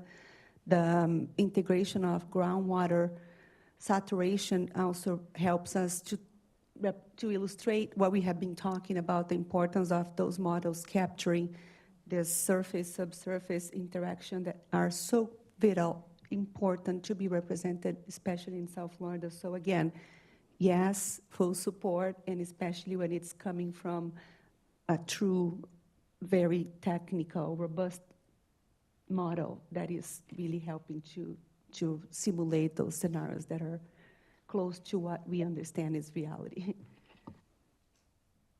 And if I could just add one more, I think everybody's brought up a great point. You mentioned the 200-year storm event with Hurricane Milton that we recently experienced. We were fortunate enough during that event, we took an extensive series of aerial photographs. And so we were really able to make sure, like you're saying, the science behind the model going into it was representative of what we were seeing on the ground. And it's just been a really nice ground truthing process for us to evaluate. But there is nothing like once we were able to say, yes, these are the visualizations that we were seeing on the ground, to put it in that 3D format to use for funding, but also to talk to our elected officials. But in that there's a lot, like Jennifer said, there's been a lot of conversations and considerations that was been going on behind the scenes with that. Yeah, flood data to help us observe and validate models. Now, this is very critical. Again, thank you, Polk County. Thank you for the whole partnership here to showcase this great example, one more level of analysis in addition to the minimum requirements that we have at the state, but really leading to best informed studies and assessments, which is really great. Okay, with that, I'm going to transition to item number 5. Again, thank you, Dr. Fasu, for waiting. I know you had some windows there, but we appreciate your flexibility. So Dr. Fasu will present the latest update on the statewide Couple Atmosphere Ocean Regional Climate Model. He is one of the key team member that is advancing this effort in collaboration with USGS, and led by the Florida Food Hub. So thank you, Vasu, for joining us today. Thank you, Carolina. Good morning, everyone. I'm sorry I could not be there to give this presentation face to face. So I'm going to be giving an update on this project, which is to provide climate projections from a statewide coupled ocean atmosphere modeling effort. Next slide, please. So this project is pretty unique and quite grand. It follows the upcoming release of the change factors for rainfall from statistical downscaling that is being led by the Florida Hub. And the global models, as I'm going to show you in the next few slides, the global climate models are inadequate to describe the regional climate of Florida owing to the unique geography of the state. The hydroclimate of Florida is closely tied to the evolution and variability of the neighboring oceans, and evidence for that will be shown in the subsequent slides. And that is the reason why we are looking at this projections from a coupled ocean atmosphere perspective. Earlier attempts to dynamically downscale climate over Florida have shown that it produced results contrary to the global models. Again, I'll show you some evidence for it in the subsequent slides. We are able to justify the results giving the storyline of the produced climate. So this is somewhat different from the statistical downscaling, where a lot of number crunching is done and we come up with a final product which is numbers, but we are unable to give a lot of physical justification. But from this numerical climate model outputs, we might be able to answer why, questions like why for the projections. It is grand as we are able to afford a detailed modeling over a large domain, which includes the Floridan aquifer in its entirety, and I'll show you a glimpse of the domain that we plan to downscale. It is also grand and unique because in many ways we are reaching unprecedented resolution spatially to simulate the climate over Florida, and we will show some initial results from our effort so far. Next slide, please. So this is a slide that is trying to emphasize the importance of the oceans on the hydroclimate over Florida. We have this loop current that flows through the Yucatan Channel and then flows out to the Florida Straits, which basically over the summertime brings in the warmer water, excuse me, the warmer water from the Caribbean Sea into the Gulf of Mexico. And then it exits out through the Florida Straits and out of Bahamas.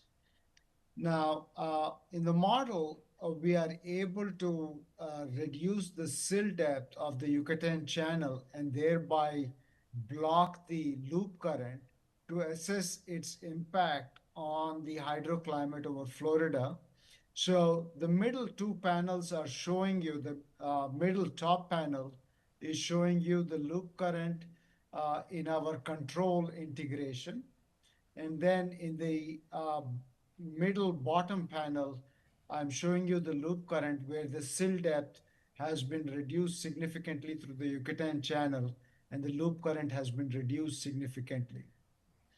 So on the right side, the right column, the top panel there shows you the loop current, the difference between the two model experiments, and you can see in the control, the loop current is much stronger. The northward flow is much stronger. There is more heat being transported from the Caribbean Sea to the Gulf of Mexico. And the impact you can see on the rainfall in the bottom right panel there, which shows there is significant drying that is happening in peninsular Florida as a result of the weakening of the loop current. And this is largely a result of the fact that the land ocean contrast weakens because the Gulf of Mexico becomes extremely warm in that kind of a scenario, as a result of which the land ocean contrast reduces and your usual sea breeze thunderstorms reduce in that kind of a scenario, reducing significantly the rainfall in the summertime. Next slide, please. So why are the global models inadequate for simulating Florida's climate? This gives you a glimpse of the inadequacy of the spatial resolutions of the global models. The first five models, the top row and in the bottom row, the first two on the left, are samples of the land ocean mask. And you can see the shape of Florida is rather odd in all these model resolutions. And likewise, the West Florida shelf, which is a broad continental shelf on the Gulf Coast of Florida, is very poorly resolved, as a result of which you see that the loop current on the right-hand side panel is poorly resolved. The red line that you see on the right two panels is the discharge or the volume flux through the Yucatan Channel in the top panel and through the Florida Strait in the bottom panel. And the red line is almost like a flat line. It is one of the global models, while the black line is the observed volume flux through the two channels, and it shows quite a bit of year-to-year and seasonal variations, which the coupled model that we'll be running at 10-kilometer grid resolution, which is shown on the bottom right panel on the left there, which is labeled as RCM, is showing a significant amount of variability. So this loop current variability is captured in the coupled ocean atmosphere model at 10-kilometer resolution that resolves the coastlines of Florida and the Florida shelf reasonably well in panel F there that is shown. And as a result, the loop current variability is reasonably well captured uh, in this coupled model. Next slide, please. So the plan is, and this is a grand collaboration between University of Miami, Florida State University, USGS in South Florida, as well as Florida Hub. Um, and basically, University of Miami is going to run the global model at a spatial resolution of 25 kilometers for the atmosphere and 10 kilometers for the ocean.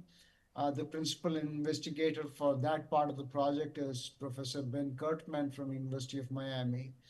They'll be running 150 years of their integrating their model for 150 years, 50 years of historical integration, which represents the current climate, 50 years of a future climate depicting a 2 degree centigrade warming of the global mean temperature in reference to the historical climate, and 50 years of future climate depicting a 3 degree centigrade warming of the global mean temperature in reference to the historical climate.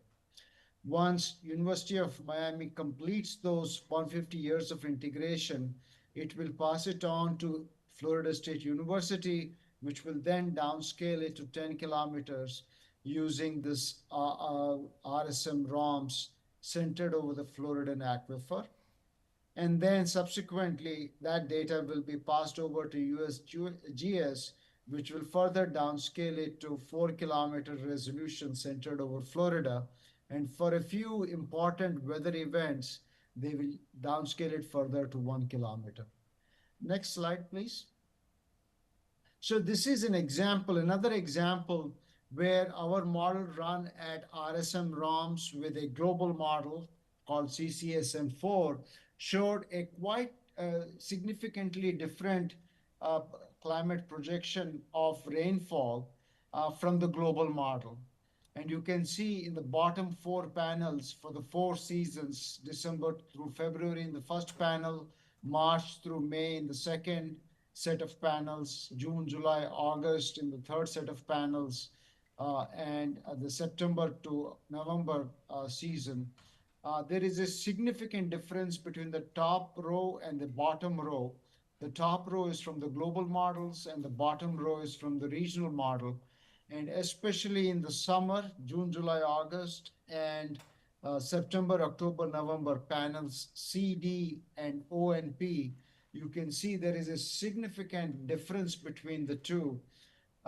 In other words, we see a significant drying in a future climate from downscaling, and this is largely because uh, of the slowing down of the loop current, warming of the West Florida shelf, and the Eastern Atlantic, the Western Atlantic, as a result of which the land-ocean contrast reduces in the high-resolution model, and therefore the summer rainfall reduces significantly.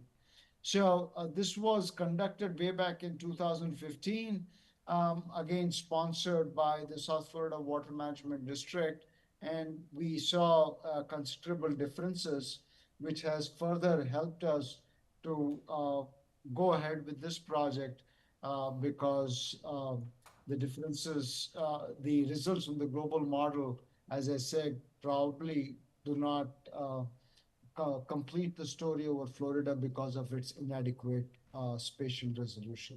Next slide, please. So the updates are we are currently beginning to test the connections between the global models being run from University of Miami and the model that is going to be forced with at FSU. And we are still waiting on University of Miami to provide us some preliminary input, but we were able to use a version of the global model that is being used by University of Miami, which was part of the IPCC's cluster of models that were used for the assessment in the version 6 of the International Panel for Climate Change. And so we took that version of the model, which is slightly coarser than what University of Miami is proposed to run. And we have even published some of our results in peer-reviewed article. And next slide, please. And so we ran this model setup for 30 years of the current climate from 1986 to 2014, forced by this global model. And then we ran 30 years of the future climate of 2071 to 2100. And we have just started to analyze the results from this downscaling effort at 10-kilometer resolution. Next slide, please. So this is the domain over which we'll be downscaling. This includes the entire Floridan aquifer and further beyond. And so we will be able to analyze these results and explain the future projections, not only affecting the state, but the entire Floridan aquifer. And on the left side is the resolution. Previous slide, please. On the left side is the resolution of the land surface topography and the ocean seafloor of the global model, and the corresponding figure from our 10-kilometer regional model. And you can see the big difference in the resolutions that resolve the ocean seafloor and the land topography. Next slide, please. One of the other benefits of downscaling to 10-kilometer resolution is that we are able to capture the prominence of the sea breeze thunderstorms in the current climate, which verifies reasonably well in the bottom four panels are for the sea breeze frequency and amplitude, also the frequency of sea breeze thunderstorms in the 4 seasons of the year. And the top 4 panels are the corresponding observations.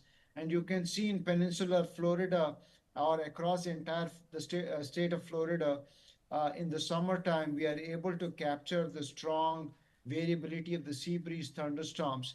And this is a very important feature for the state that dictates to a large extent the hydroclimate of Florida. Indeed, the hurricanes do play an important role, but a significant amount of the water budget, the freshwater budget in the state, is dictated by the sea breeze thunderstorms in the summer season.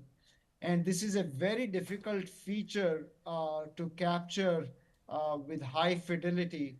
And I would say that we are one of the very few uh, uh, modeling groups in the world that are able to capture this feature with such prominence and with such high fidelity. Next slide, please. We have also tested the connection between our modeling effort here at FSU with the USGS modeling effort, which will further downscale the output from FSU to 4 kilometer resolution. There, I have it needs to be changed to 4 kilometers, not 2 kilometers, as noted there. But in any case, can you start the movie loop on that simulation on that slide, please? Yes. So that's a 9 day simulation at 4 kilometer resolution that shows you the temperature over land surface and the development of rainfall over 9 day period in January for 2001. And you can see that we have been able to successfully couple the two models.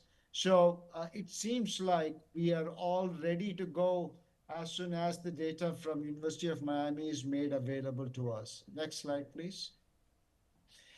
This is another rendition of the downscaling effort from USGS of the Fort Lauderdale rain event of 2023, which produced over 24 inches of rainfall.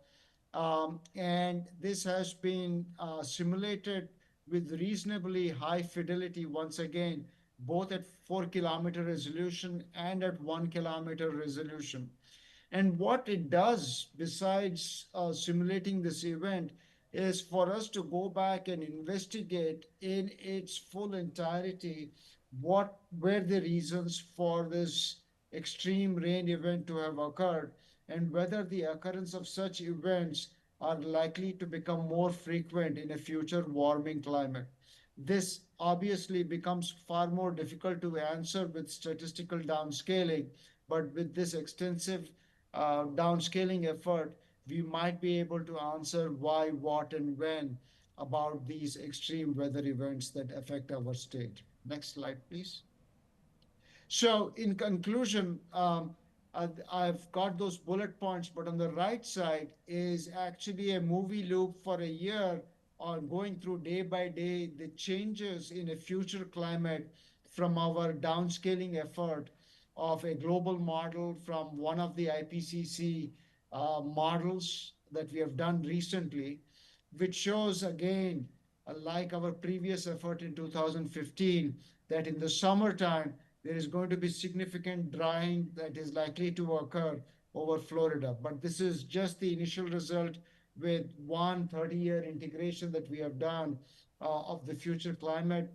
But we are still going to wait and confirm whether these results are going to be consistent with what we are proposing as part of this project, where we will be looking at close to 100 years of projections. So the models are ready to be integrated. The reference or the benchmark period of the current climate has been decided. The output from RSM ROMs to the WRF in USGS has been tested. The connection between the CESM2, the global model that will be run by and RSM ROMs has been vigorously tested, albeit at a coarser resolution. WRF runs at 4 and 1 kilometer is producing reliable simulations of the selected extreme rain events, and we are quite excited to go ahead with this project in the next few years. Thank you. Thank you very much, Dr. Vasu. Thank you for the presentation and for covering the work for the entire group here today. It's excellent to have updates. We'll keep coordinating with the Florida Food Hub to find the next milestone that is important to bring updates to everyone here. I'm going to go around and see if anybody has any question for Dr. Vasu Misra. No questions here, Vasu? Yes, we do have one question. Silvio here. Doc, very, very great work. Question, who's the team at University of Miami that's doing the downscaling and the resolution? And then how do you track the process and the changes when you pass it over to USGS? Where does the ultimate model, the last model live, and how do you keep updating it after you've kind of gone through your process to make sure it stays dynamic and others have access to it? So the data will be made accessible through the Florida Hub. All of this data repository will be located at Florida Hub, and the discussions are underway on how this will be made available and what data would be made available. But ultimately, the repository will be Florida Hub. And in terms of the downscaling effort done by USGS, the PI there is John Stan. University of Miami is running the global model, and all of these data run by USGS, by University of Miami, and FSU will ultimately reside at Florida Hub.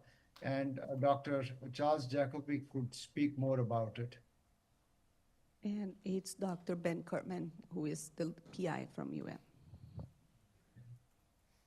One more question is, as we have less data from NOAA and less alerts in terms of hurricanes, is there any way that we could leverage this or to simulate, the effects of potential hurricane threats as they approach us? Are these models applicable in that regard, or are others able to take it a step further to try to produce that microservice for counties and cities that were relying on those federal resources before? So unfortunately, this is on a different time scale. We are looking at projected climate towards the end of the century. What you're looking for is real-time weather prediction, which is not part of this enterprise. We may still have to rely on the National Hurricane Center and the National Weather Service for the real-time updates on impending threats of landfalling hurricanes. Thank you. Thank you. Yvette? Yes, Dr. Moran, I have a hand raised. So we have Sorry, hold on. yeah. Two people. Diane Goldberg. Diane, do you want to ask your question? Yes, good morning. My question is, I'd like to know if your resiliency plan includes you're asking the legislature to require septic to sewer conversions in areas of sea level rise and flood zones. We would like to make sure that they are going to write, pass, and fund increased grants, because with more people needing to convert, then more money will be required, not only to help the citizens afford the transition, but also for the municipalities to make sure that they have their sewer systems piped over to these locations. This actually will prevent pollution in our drinking water as well as our waterways, because it is cheaper than cleaning up after the issues happen. And certainly the sewage would affect everybody in the community rather than just the few where the flooding is taking place. So I hope this is a consideration. Is this something you can let me know if this is being addressed? Thank you for the question. This is not under the responsibility purview of South Florida Water Management District, but we do work very closely with Miami-Dade County. They do have several plans that they are being informed by what the projects that we are planning are doing and vice versa. So I would recommend that you circle back with Miami-Dade County to be able to fully address your question. Well, Thank this you. is not just a matter for Miami-Dade. This is for all of the areas within South Florida Water Management District, or actually all of Florida. Yes, This there is is a why it has process to on. be addressed by Yeah. our legislature. Thank you very much for the question. We do have an ongoing process in coordination with Miami-Dade County. It's their reasonable assurance plan, and they do have their septic to sewer connection program, and we are continuing to coordinate with them. And yes, we utilize information to prioritize projects overall. So is this Thank Thank you. you, Ms. Goldberg. Yes. Can we move to Next the hand raised is Thank you. Marion Knowles. Marian, can you unmute yourself? Hello, thank you very much for all the helpful information. My question is in regards to the Ocean Atmospheric Regional Climate Model. I was wondering how that would be incorporated into the South Florida Water Management District's upcoming reports and what role that plays in the organization's research. Thank you. Thank you for the question. So we have been utilizing best available information to inform scenario formulation, and up to now, what we have is outcomes from downscaling products. So our change factors that we have adopted in the past that are being now produced statewide are still utilizing downscaling products. And this is, again, the best available information now, and the scenarios that we have so far are dependent on this information, so are resulting from this information. As soon as the next set of data is available through this effort, we will certainly update the scenarios, and as we rerun and as we continue on designing and refinement of projects, the best available information will be then utilized. So yes, as soon as data is available, we will be updating future scenarios formulation, and we'll be integrating this data as we continue to advance assessments, vulnerability assessments in the agency. Thank you, Ms. Knowles. I do not have any more hands raised. Dr. Moran. Thank you. Okay, so we will have a brief 10-minute break. And then if you have not signed in, I would just add a reminder here to please go ahead and do. The sign-in sheet is outside. And then we'll be back at 11:33. Thank you.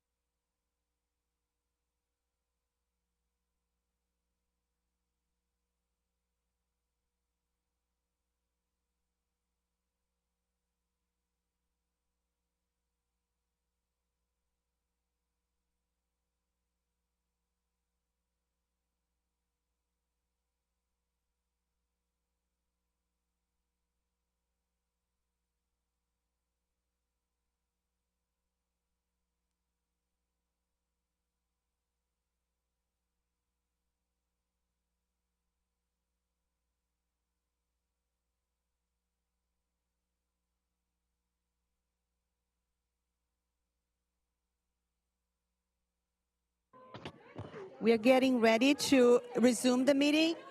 Can we please have a sit? Can we please have a sit? Yeah. Let's.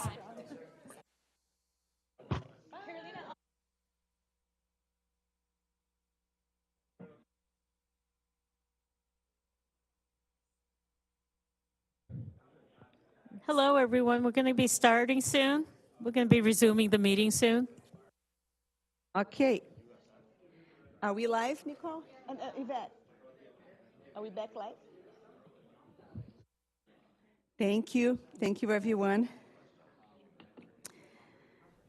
So we have two more presentations right now, great ones, and then the around the table updates. So if we are all ready, I would ask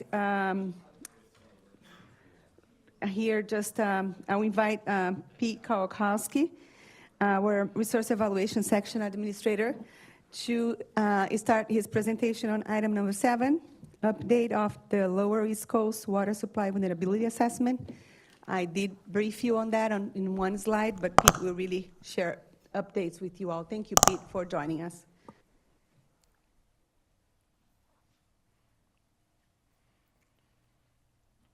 Okay, good morning, everyone. Pete Kwiatkowski here to give you an update on the Lower East Coast Water Supply Vulnerability Assessment. So the Lower East Coast has a population of about 6.2 million people. I think that's from 2021, so it's probably more than that now. What we're trying to do here is, with a 50-year planning horizon, look at the vulnerabilities of our water supply system. We're looking at increases in water supply demands related to increases in populations, but also taking a look at effects of climate change and sea level rise. And we're going to be using a model, I refer to it as our flagship model in the groundwater modeling unit, the East Coast Surficial Model. It's the first time we have a regional density-dependent groundwater model that we can explicitly simulate saltwater intrusion and sea level rise. And I think that's something that's been lacking. We understood that that was a real need for us to really, truly evaluate this type of a process, and we didn't have it. And for the last several years, we've been working on it, but now we're super close to using it. So just a reminder, our Lower East Coast Planning Region is on the screen here. It includes Palm Beach, Broward, Miami-Dade, Monroe, and parts of Collier and Hendry. Includes Seminole Tribe and Miccosukee Tribe. Again, the population was, in 2021, was 6.2 million, and again, I suspect that it's higher than that now. Obviously, we have a lot of agricultural industry and then significant environmental features like national parks and things like that. So on the left is a graphic that displays the footprint of the East Coast Surficial Model. It's an extremely large density-dependent groundwater model. I'm not aware of too many that are bigger than that in terms of the spatial extent. It's based on a USGS computer code, it's called CWAT, which was modified by the Water Management District to incorporate some unique features, like we have something called the wetlands package, and CWAT typically doesn't allow you to use that kind of feature, but it's super important for us because a big portion of the footprint of the model is the Everglades system, and it's really important to incorporate those types of hydrologic features. Our calibration period is 85 to 2012, with our verification period from 2013 to 2016. The cell size of each of the model cells is 1,000 foot by 1,000 foot. We're simulating the surficial aquifer system, which includes the highly permeable Biscayne aquifer. And we're calibrated to water levels on a daily basis, water quality in the form of total dissolved solids on a monthly basis, and then structure flows in some 4 different surface water basins on a 30-day rolling average. So the graphics here display all of the calibration, we call them targets or wells and things that we're trying to match the historical record versus what our model is simulating. So we have over 600 groundwater monitor wells, 187 wetland gauges, 578 water quality monitor wells, and then 4 joined surface water basins, and all of those have been calibrated now. So I just talked about the tool. These are the water supply planning scenarios that we intend to simulate. I'm going to start off with, before I get to the actual water supply vulnerability assessment, I want to talk about what we're doing first, and that's the graphic up on top, the water supply plan. We had the Lower East Coast Water Supply Plan completed about a year ago, and we committed to them that, the planners there, that when we were done with this modeling effort, that we would go ahead and run some scenarios. One is our base condition of 2020 with our current population and current climate, and our future condition is 2045, and BEBR is the Bureau of Economic and Business Research, and they've projected out a population in 2045, and we're using that to figure out what the increase in water demands are as a result of that increase in population. So that's the growth variable, and then also just current climate as a first step. And then the second simulation, or actually the third, the base condition is one, the future condition is number two, and then the third is taking that future condition of 2045 and adding in one sea level rise scenario to that. So that's going to be the first thing through the chute, and on a schedule perspective, we hope that that's all going to be done in February.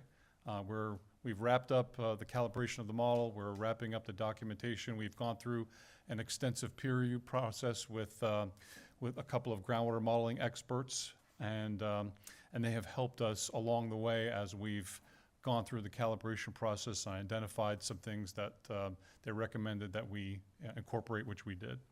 So that's the step one, was these runs to support the water supply plan, but the water supply vulnerability assessment looks beyond that. It's looking at the 2075 planning horizon, or 50 years, and we're starting out with some similar scenarios that we did for the LEC plan, but we're also looking at we actually contracted with the Bureau of Economic Business Research, or BEBR, to look at 2075 population projections, which of course then correlates to increases in water supply demands, not only from a municipal side, which is public supply, or PS on the left-hand side of the diagram, but also domestic self-supply, and landscape recreation as well. So those are some of the water use categories that will be increasing as a result of the population projection to 2075.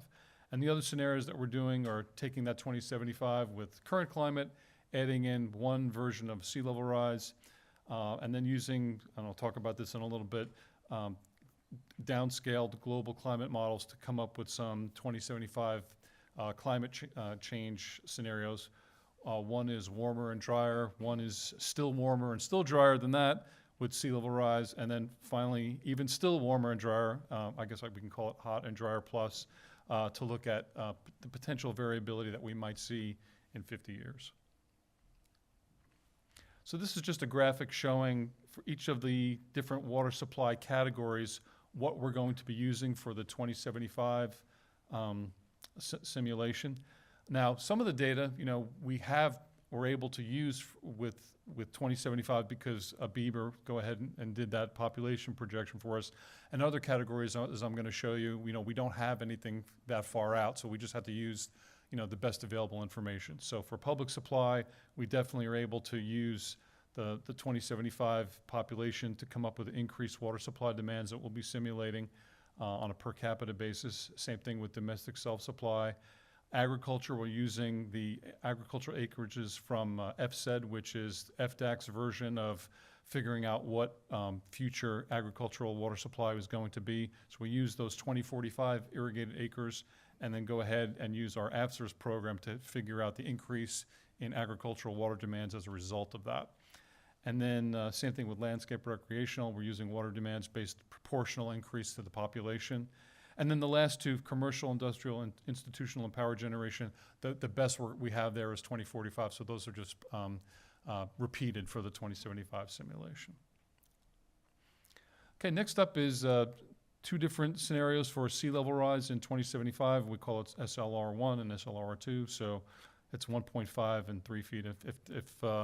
If we have a little bit different on that, we can certainly incorporate that change between now and when we actually do the simulations. But I think this is from the NOAA 2022 report, and that's where we got that from. So there's a lot of stuff on this slide regarding climate conditions, but basically we had global climate models. There was about a dozen of them, as I recall, and we kind of went through to figure out how do we pick scenarios that are different than what we're currently experiencing.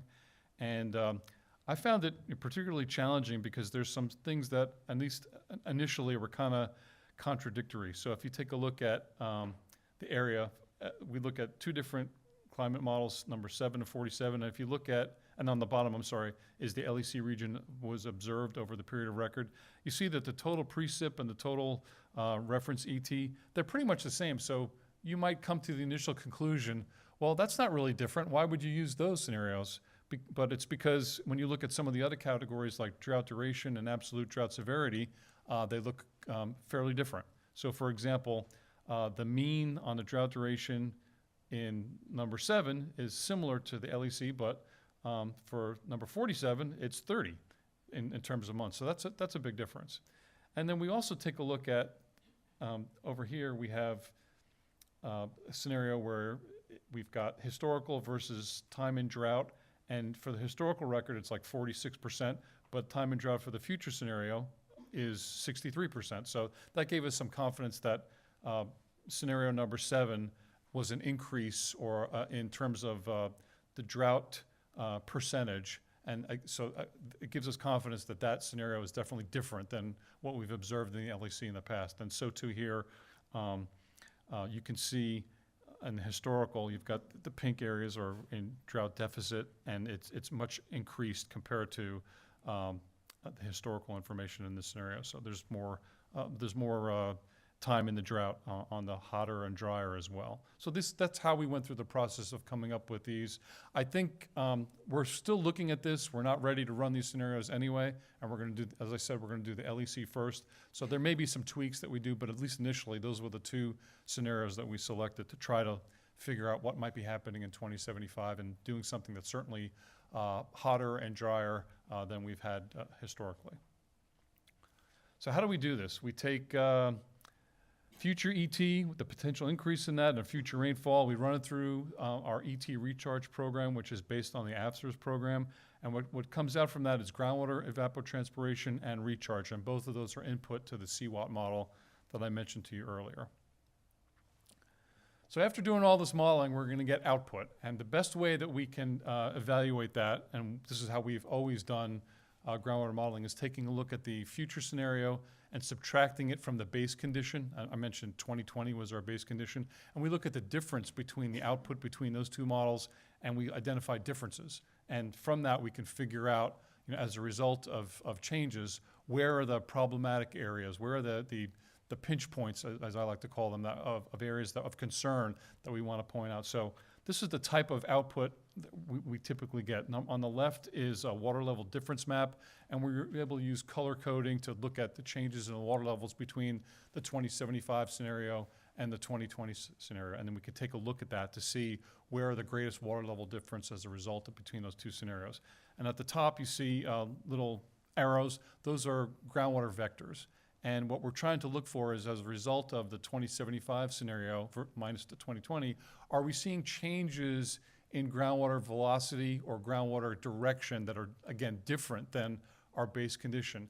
And in this example graphic, you'll see that some of the arrows are smaller and others are larger. And so the larger arrows are showing larger increases in groundwater velocity. And so you might see that an increase in groundwater velocity potentially near a well field. You'll see the arrows are bunched up in that area because the well field is pulling water from the groundwater system. So we can look at those differences and figure out, is groundwater velocity accelerating, and in what direction, and as a result of what.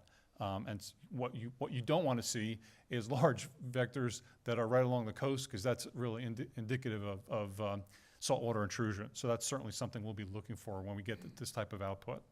And then on the bottom is just color-coded water quality difference. So if there's a well that we're simulating to have 100 milligrams per liter of chlorides, and as a result of these 2075 minus 2020 scenario, you take a look at it now, and it's 1,000 or 10,000, which that's a huge difference between those. And that tells you that saltwater intrusion has occurred in that area, and it's something that we want to try to identify as in the future scenario of something that we want to potentially mitigate for at some point. So that's the background of what this water supply vulnerability assessment is and the model that we intend to use. So the status as of today is that the calibration is complete. I mentioned the first set of runs that we're going to do is the Lower East Coast Water Supply Plan runs. So we've got our 2045 future land use, which incorporates the future SERP projects. Our FSED is the FDAC's version of the agricultural acreages that are going to be, irrigated in 2045, and then future landscape and recreational areas. That's all been developed. We've completed the demand sets for 2020 and 2045 for all the different water use categories. Completed a crosswalk between ECSM, East Coast Surficial Model, and for the canal stages in RSM. And RSM, we're actually getting, we're doing future scenarios with them as well. And the connection there is that we use those stages and flows as boundary conditions for the East Coast Surficial Model simulation. So those two are going to be working together in that regard. We've got tidal data from 2020 and 2045 associated with sea level rise. 2020 demands and 2045 projections are complete for the landscape recreation set. And so that's the status in terms of the LEC for what we've accomplished. Upcoming for December, despite the holidays, we're continuing to work. We're finalizing the calibration documentation, which we'll be posting soon.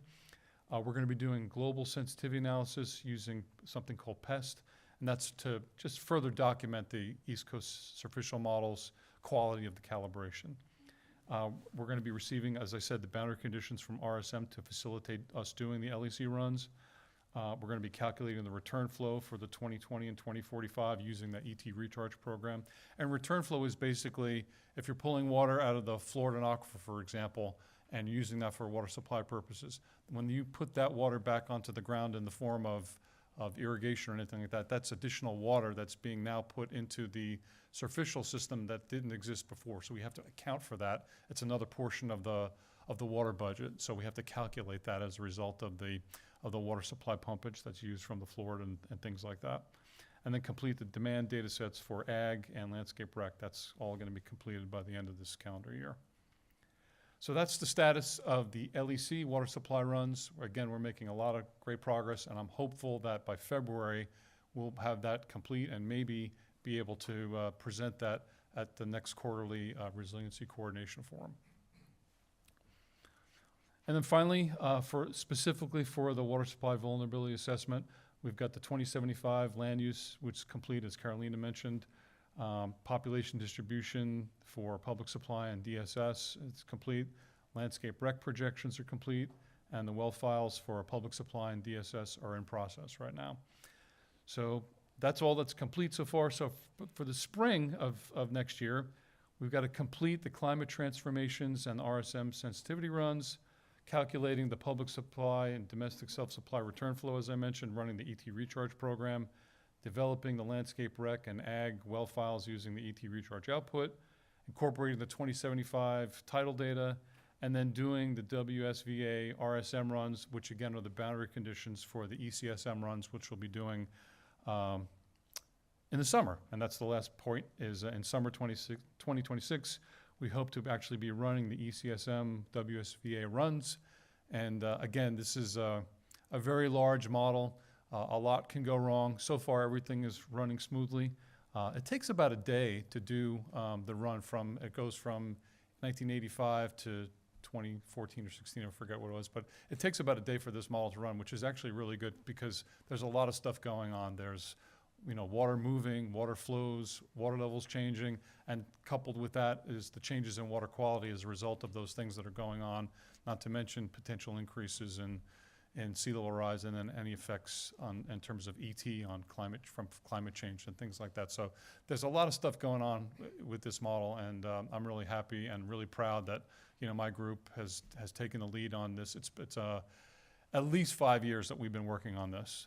At least we actually started thinking about it a little bit earlier than that, but 5 years in, it's been a major effort. But it's something that we recognized 6 or 7 years ago that we really needed to have this tool in place to be able to really give you a chance at taking a look at what could be happening in the 20-year or 50-year planning horizon, and having some level of confidence to having a peer-reviewed model that's been calibrated that can give us some confidence that what we're looking at is actually making sense.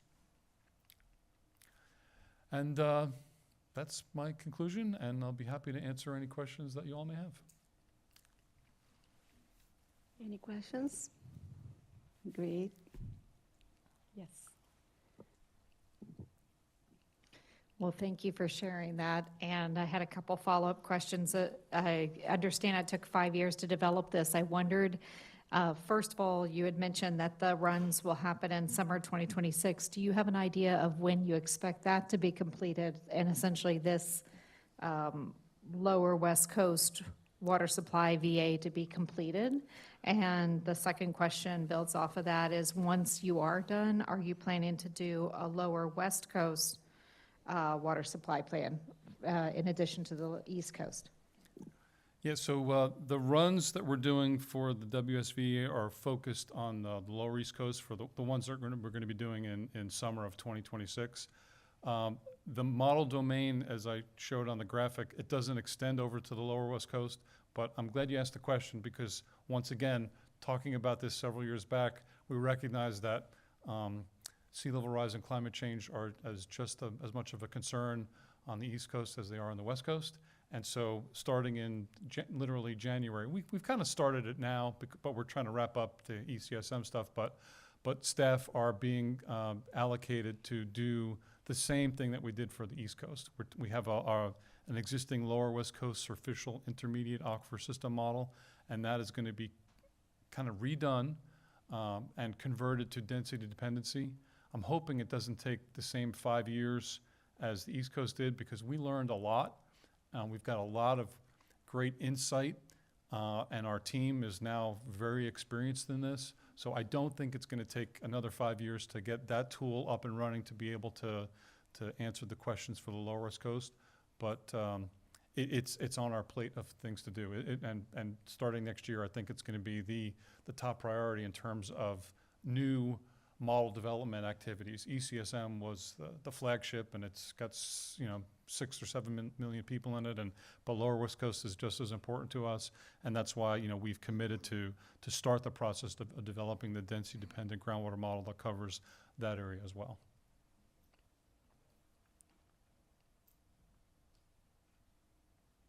Excellent. Thank you, Pete. Any more questions? Okay. Dr. Moran, I have a raised hand. Okay. Please go ahead. Sandra Bogan.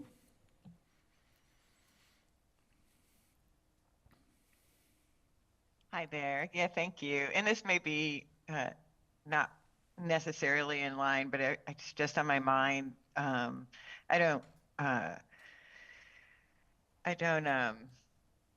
Pete, I know your job is hard when you're trying to look into the future. And I'm thinking about, just really like the transformation of water intense businesses like data centers. And it's just kind of interesting to think about how we think about our water supply well into the future.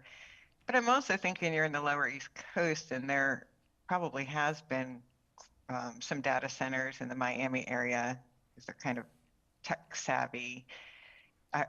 Is the transformation of potentially our economy calculated in or considered within the plan?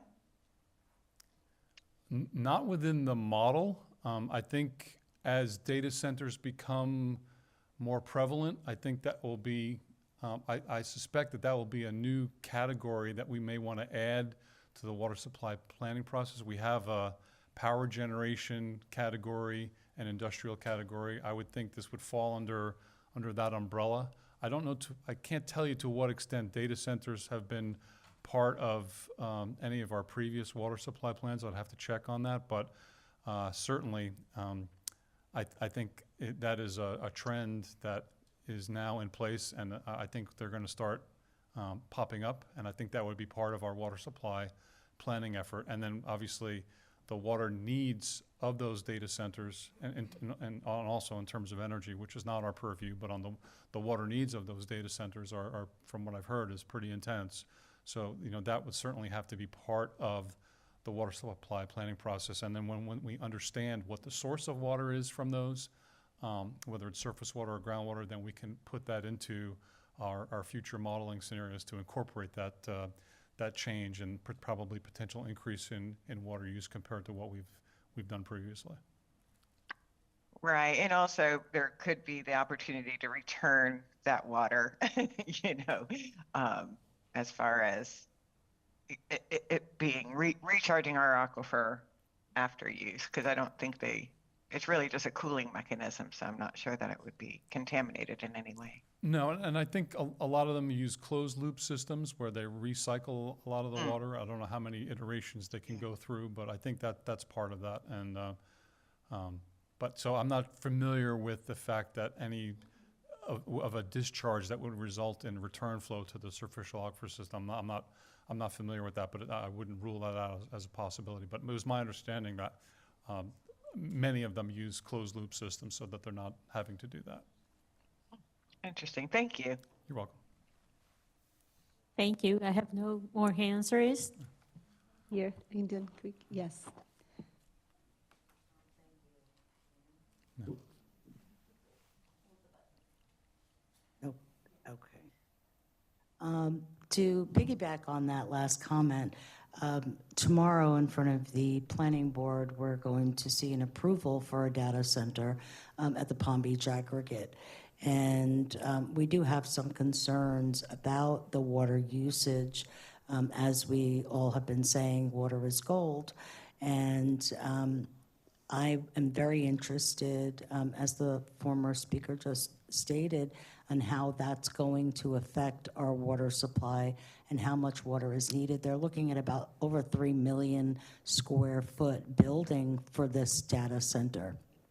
I know they are putting wells in, and there will be in 40 years wells in the EAA, but this is in the here and now. So I feel like this is something that maybe we don't want to wait for, and we want to get ahead of this.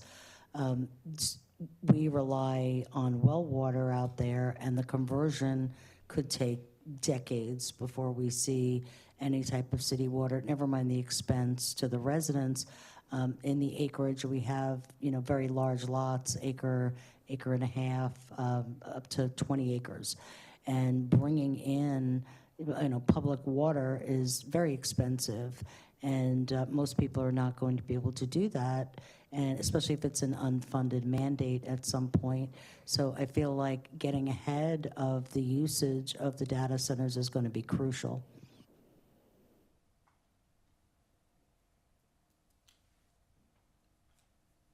Thank you. Okay. One more question, yes? A bit of a question and comment. I know that I've been personally having some conversations with the state of Louisiana that seem relevant for today. The state of Louisiana is having an increasing number of data centers move to the state. And they also have something that we have in the state of Louisiana here in Florida, which is wetland mitigation banking. We've been through Triangle Digital and some registered entities have been able to identify multiple ways or multiple opportunities, even here in Florida. I understand we have, just like we have wetland mitigation banking, we also have something like water credits. I found water credits and water credit mechanisms in our state legislation, but I've never really heard of anybody using them.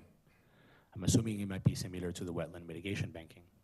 What we're proposing in the state of Louisiana is that just like you have wetland mitigation credits, that we explore things like carbon credits or water credits.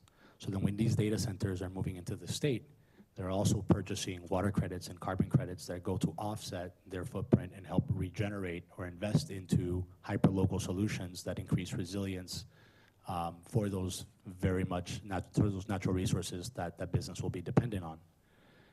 Is this come up in conversation at all? Does anybody know anything about that water credit legislation mechanism that exists at the state? And if not, is this something that, like what agency would be responsible for considering that, implementing that? What would be the right channel to do that? Because just like we're doing it in Louisiana, I feel like it might be a big opportunity for us here in Florida. Thanks. Thank you. Okay, we're going to invite our last presenter before we go around the table. Jenny, thank you very much for being here with us. Jennifer Smith is the project manager from the Army Corps on the CNSF Flood Resiliency Studies and additional studies led by the Jacksonville District. So, yeah, Jennifer, please go ahead. Thank you, Ms. Carolina. So I'm Jennifer Smith. I'm taking over today for Tim Geisen, the section chief for the ecosystem branch, just to go over some updates on two of our resiliency projects. So I just wanted to show this slide to show all of the things ongoing that the Army Corps is involved with multiple stakeholders, definitely the South Florida Water Management District. Just so you can see that all projects are integrated, they all overlap, they're interconnected. So Florida's flat and everything is completely intertwined. So we are working with all of our stakeholders and partners to make sure that there is open communication with all projects and all stakeholders to, finalize the best outcomes possible. So I just wanted to show what is going on currently. And real quick, so everyone can get lunch, the Section 216, the CNSF Flood Resiliency Study, worked with the partners of South Florida Water Management District and our stakeholders in Miami-Dade County. Just a quick update. This project is currently being modeled with H&H modeling and the economics modeling. Our folks have been in coordination with the South Florida Water Management District to finalize all alternatives and to rank them to make sure that we're all, in a good consensus on the project moving forward. So we are going to be doing workshops in the next month or two once all modeling is complete and all of the results have been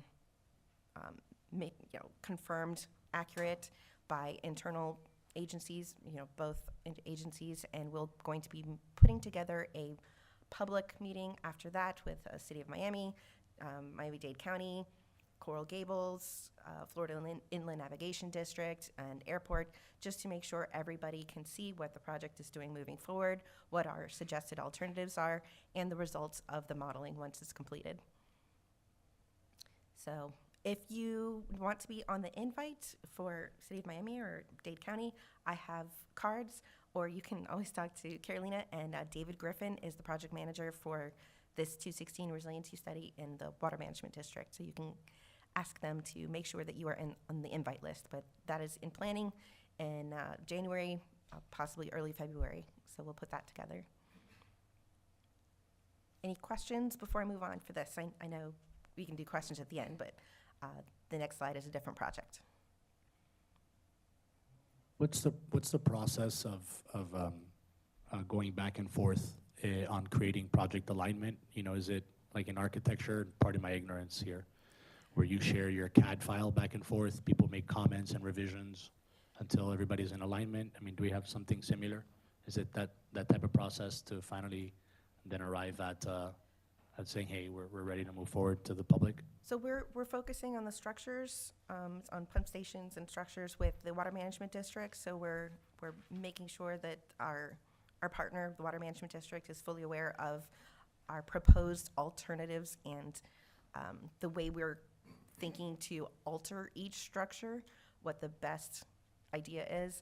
And once the alternatives are collaborated with internally with the two partner agencies, the Army Corps and the Water Management District, then we'll present it to other stakeholders. And so it's more of a presentation on here's what we believe is the process moving forward, and we would love feedback and maybe interactions with the city or the county if there is more information that we do not have. So right now we're doing a data gathering to make sure we have all the information needed, and that's why the public meetings are, here's what we plan, let us know if we're missing any data or what you think moving forward, are we on the right track? That is my understanding. Carolina, is that correct? That's correct. That's how we do to align. And then there is the integration effort that also Tim Geisen is the lead, which means all the studies that overlap, there is an integration process to make sure that the projects are helping, building and leveraging other projects as well. I'm assuming that's where That's where the tribes would maybe be able to comment, like the Seminole and the Miccosukee would give their input? They are always part of the process. As part of the, okay, thank you. All right. Moving to the next project. So Shingle Creek and Kissimmee River studies. This is a resiliency study partnered with Osceola County, and that started in February, so it's a fairly new project. We are in the data gathering phase as well, and the H&H modeling for Future Without and economic modeling is going to be finishing up in the next month and a half. So we are going to be working with Osceola County in a workshop to make sure that we understand the modeling results. Once they're DQC'd, they're internally confirmed, accurate, and we'll be going over a workshop with them to make sure all our alternatives are accurate and ranked, and we make sure that everyone is on the same page before we go public with a proposed plan. So this is something that came about with a very big flood event during Hurricane Ian. So there was a lot of people affected on the Shingle Creek side. So the project area is fairly large, but we will be focusing on one of the main structures on South Shingle Creek, S61, in its outfall into Lake Toho. So that is more of our focus on that structure, but the project area will be looking at all the real estate impacts for the entirety of the Shingle Creek area. Any questions on the Shingle Creek project? This project was very well covered in our last meeting. Mm-hmm. We had great presentations from the county. Thank you. Yeah. All right, and that is it. Just a couple quick updates. Any questions in the room, online? Yes, sir. Could you dig in a little bit into the ecosystem restoration plan For Shingle Creek? Mhm. So the ecosystem restoration, the hydrilla was the biggest thing that Osceola County was very adamant that we address or try to address. Some of the other ideas were the lake management and the volumes that get put into the lake. We can make sure that maybe the hydrilla would affect some of that, some of the dredging. There's a lot of runoff that comes from the Shingle Creek into Lake Toho, which the sediments get really bad in certain areas. And so there's been a lot of discussion on the cost-benefit analysis of some of the ecosystem restoration. It may or may not be achievable during our flood reduction or process in trying to reduce flooding, the flood risk management. So it has been a very big topic. What can we do to reduce flood risk? At the same time, what is the economic ecosystem benefit to our flood reduction? But the hydrilla is a big deal, and we're definitely looking into that for them. But it's very expensive to treat, and if it is treated, it comes back the next year, and so there's lots of discussions, but it's not the main goal of the study, but it is a benefit that we will try to capture in the study. And one more question, not to get too down the rabbit hole. Could you talk about what are the proposed treatments and kind of known methods that are tried and proven right now for something like the hydrilla management, and does that spill off into any harmful algal bloom by any chance? So Osceola County has let us know what they've tried in the past, and it's herbicides, and they've tried to, I think, scoop it out and maybe give it to local farmers for feed for cows. They've tried many different things. I don't recall them mentioning an algal bloom, but everything that they've tried is just very expensive and does not solve the problem.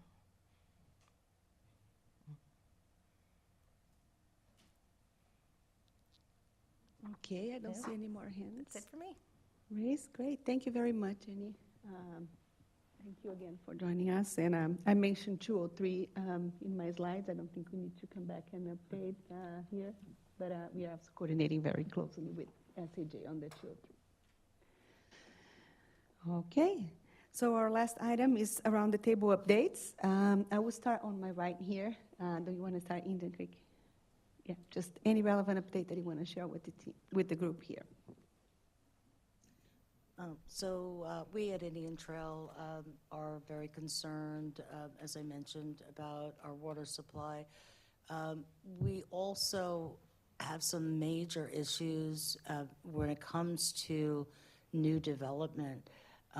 We're seeing a lot of land that is no longer permeable, and we haven't seen the potential of discharge increases.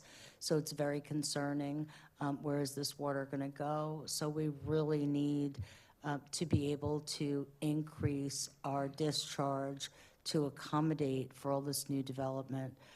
So that we're hoping that's something that we can work with South Florida Water Management to achieve sooner than later, because we're starting to see these structures, these buildings, these developments, and we don't have any place for the water to go. So if that's something that we could get together and really hone in on, that would be very much appreciated. I like that, we may see less rainfall. That's great. Not great for our wells, but great for flooding. However, we're seeing this, and we're seeing, the homes are bigger. And again, there's not enough permeable land that we used to have. We're working with numbers from decades ago, and the community, the Western communities have changed drastically. So it's really a major concern for us. Thank you. Thank you very much. Aiden, DP, do you want to provide update? Thank you. Hello, my name's Aiden. I'm with FDP with the Resilience Florida program. And I was just coming on here to share that during the 2025-2026 fiscal year, we awarded 22 new implementation grants, and 13 of those were awarded to Palm Beach, Broward, Miami-Dade, and Monroe counties, as well as for completed projects. We've had one at the Wellington Environmental Preserve. They completed a 45-acre wetland restoration stormwater facility. So if you haven't had a chance, go check that one out. Beginning to have completed projects. This is exciting. Yeah. No, thank you, Aiden, and thank you for our collaboration. Aiden is the one who is here in South Florida working closely with all the projects that we are implementing. Thank you for the update. Suzette, Miami-Dade, WASD. Hi, good morning. Suzette Irizarry with Miami-Dade Water and Sewer. I just want to say thank you to the district for hosting this resiliency forum. It's been very informative. A lot of the projects discussed today, especially from the perspective of flood mitigation, is a regional concern. Specific to the department, we do have existing vulnerability assessments that we use to inform our infrastructure projects. So however, we can further collaborate from a regional perspective on how we can utilize some of the tools that were highlighted today to inform infrastructure projects. I think it's a great opportunity. Just echoing that, what was discussed earlier, just collaboration, partnership. So from the perspective of the department, we have a lot of ongoing reviews of how we can update our design flood elevations to inform our infrastructure projects. And I think there's a lot of information that was shared today that was very valuable. So, and just really briefly on the topic of septic to sewer conversion, if anyone is interested to learn more, we do have a Connect to Protect program, and we do have a website specific to that program. So we welcome anyone to visit the website, learn more about what's going on, any updates specific to that program, if anyone is curious. Thank you. Thank you. Thank you very much, Suzette. I told you that we get this question in every meeting, so thank you for covering that as well. Okay, Silvio. So I'm just a glorified volunteer, so I can't really speak on behalf of the city, even though I've been their appointee. So I guess I'm going to speak in my personal capacity as somebody that's on the Climate Resilience Committee. I can say that we just did our heat assessment recently over the summer. There was a big program together with the Miami Foundation to try to understand what the heat island effect is happening. I understand that we've also passed some resolutions to try to think about how we could incorporate more nature in how we think about both natural capital accounting, like what's the value of mangroves on our parks for coastal resilience, for example. I contacted the Stanford Natural Capital team, and we're getting included in maybe a pilot to understand what that could look like for natural capital accounting, which would be exciting. Maybe we would be one of the first municipalities in the country to have natural capital, and try to understand how that fits vis-a-vis resilience.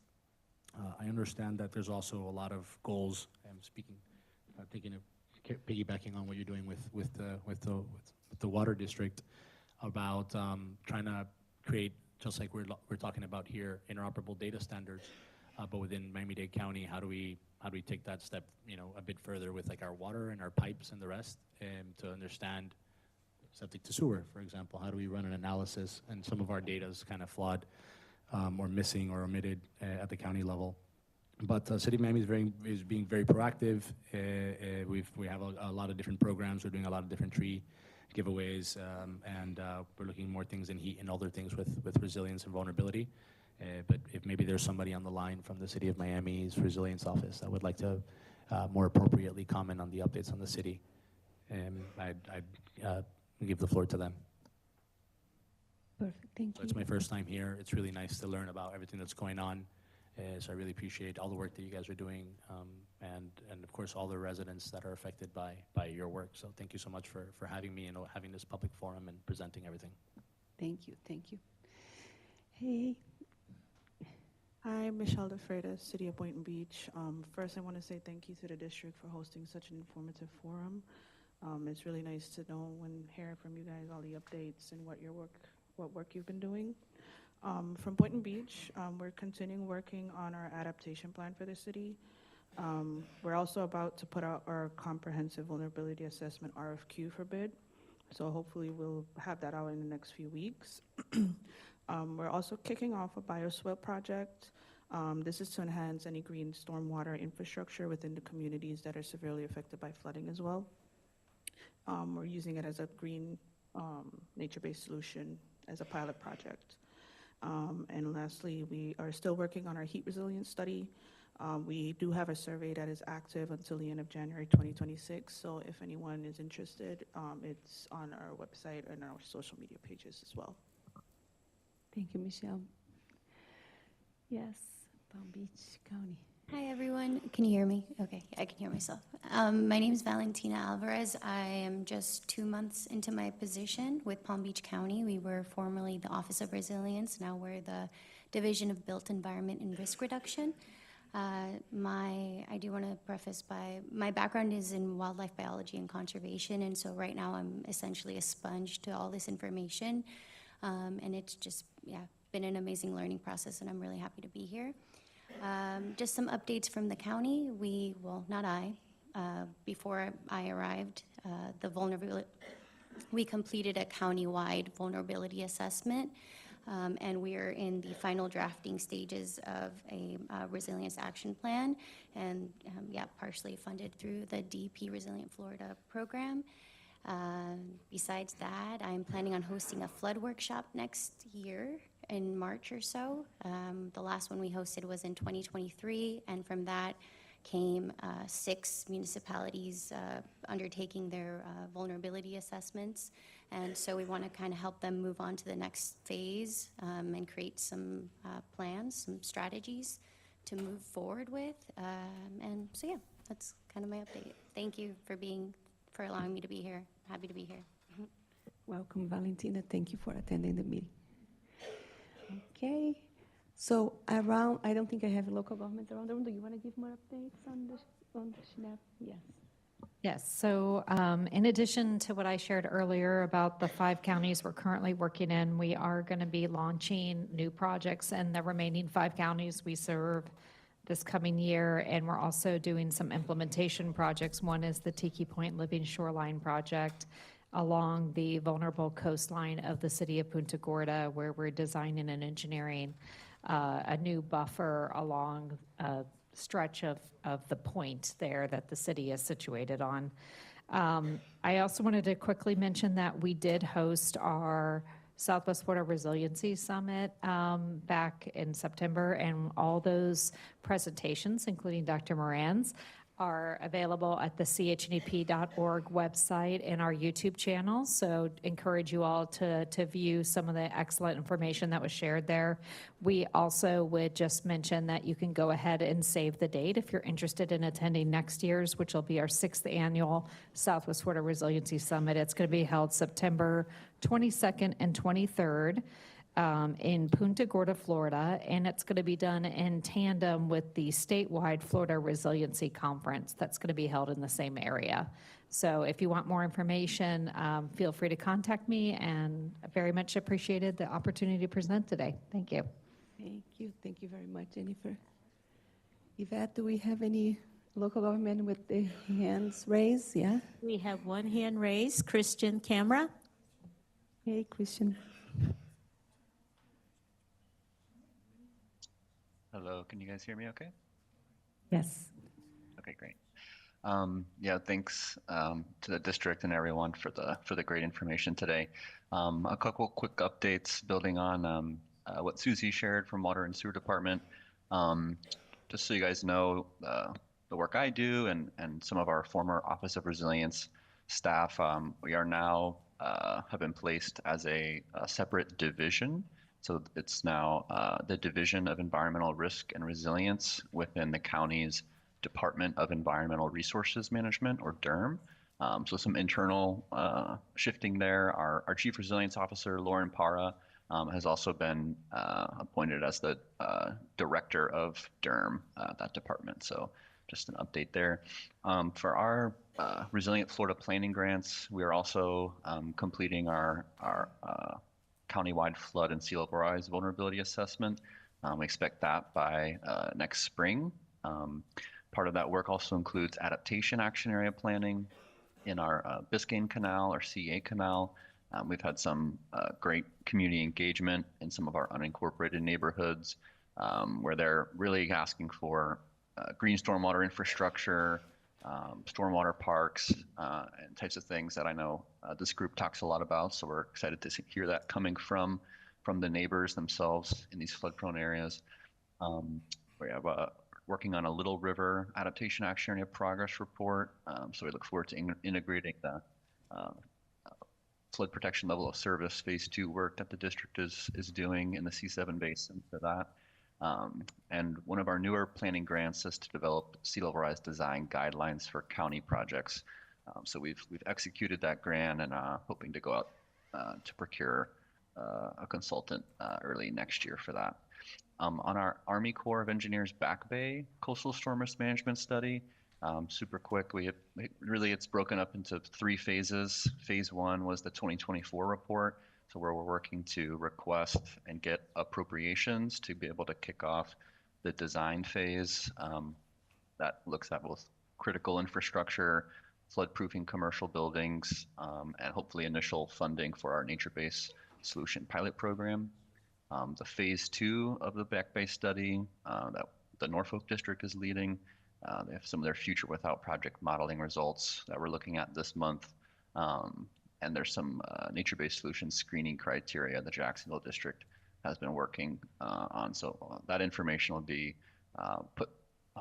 likely put out to the public in spring of 2026 as well with the Army Corps' milestone. And when we think about phase 3 of that Back Bay study, it's thinking more comprehensively beyond the already authorized amount for the study. The ERDIC team from the Army Corps Engineering Research Development Center is doing some preliminary modeling to help scope a future more comprehensive study that might consider structural measures like storm surge barrier gates.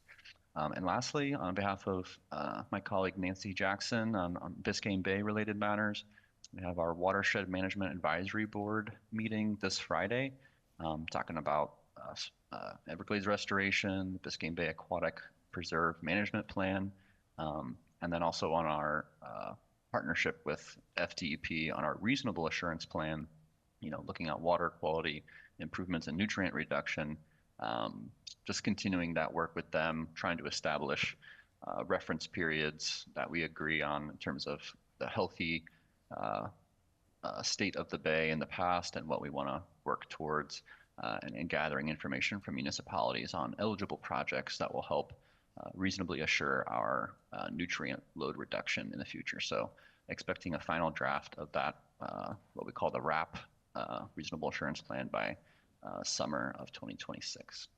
And that's it. Thank you so much. Thank you, Christian. Thank you for the comprehensive update there as well. Next, Dr. Moran, I have Marion Knowles. Yes. Hello, everyone. I would like to provide an update on behalf of the South Florida Regional Planning Council. I'm a regional planner with the South Florida Regional Planning Council, and I just wanted to let you all know that we are working with the regional planning councils throughout the state and the Florida Department of Environmental Protection to provide a resilient benefit cost analysis tool that will allow local governments and agencies to compare the costs of nature-based and traditional and gray infrastructure when it's evaluated during the planning phase of projects. So it will provide cost estimation and other benefits that are not traditionally included in cost benefit analysis. And we expect the results and the final tool to be available in July 2026. So please look out for our outreach opportunities that will be coming up next year. We would love everyone's feedback and to learn more about what kind of projects you would like to see represented in the tools, such as living shorelines, you know, basically everything under the sun. The more that we can include, the more beneficial it will be. Thank you. Thank you, Marion. Thank you. I have no more hands raised. Okay. So if no more updates from the local governments, we can move to our last item, public comment. We do have one card. Yes, we do. We have Jashar Rafati.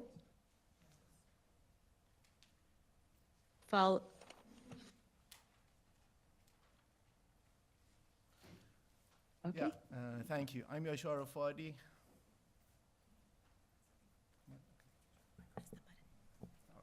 Should I push it? Thank you. I'm Yashar Rafati. I'm a senior coastal engineer from HDR based in Tampa office. So I have two questions. One question from Mrs. Smith, who covered Central and South Florida Florida flood resiliency study, and she mentioned that H&H modeling and economic modeling is being implemented in this study, and I was wondering if coastal flooding is also being implemented in this study as well. I believe coastal flooding wasn't going to be a primary factor, so it's going to be looked at, but it's not the primary modeling.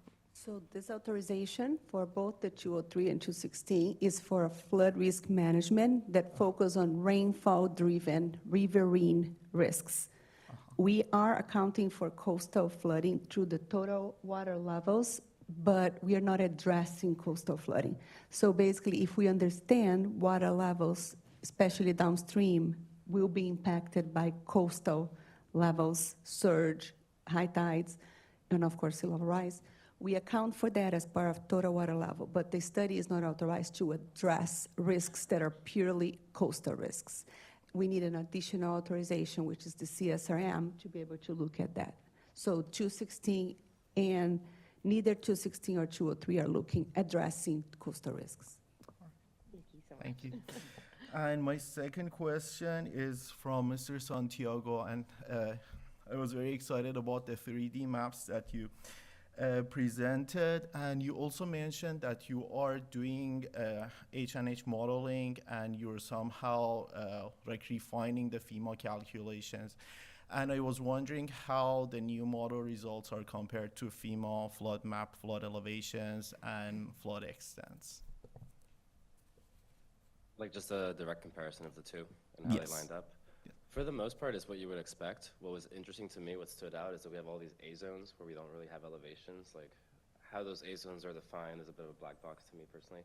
But in the model, like a lot of these A zones did not have flooding, right? So it was interesting. For the most part, it lines up, but then there's all these places where we have A zones where we haven't really modeled the flooding.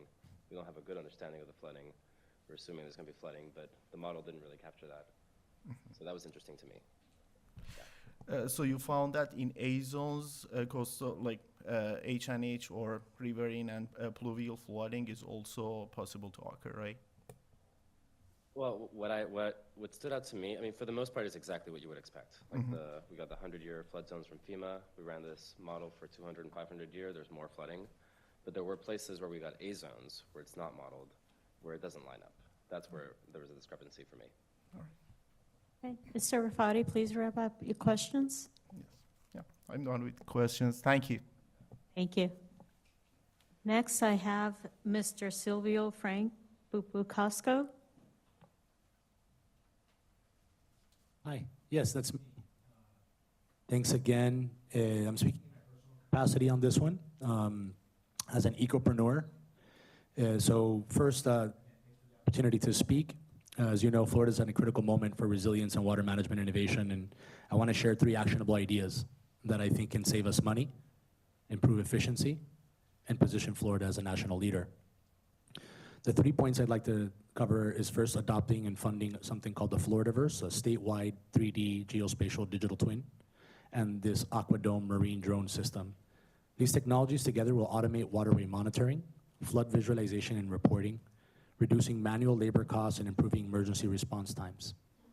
Second, using the Floridaverse as an AI testbed and digital twin testbed to align with interoperability, aligning with the state CIO, CTO, and Chief Resilience Officer goals for GIS standards and data sharing across agencies. This will help unlock predictive analytics and real-time decision-making capabilities. And third, I'd like to support the creation of an innovation district in the South Florida Water Management District in areas like the Little River C7 Canal, and request that we fast-track an innovation sandbox for environmental management, water quality monitoring, and data sharing pilots within that area.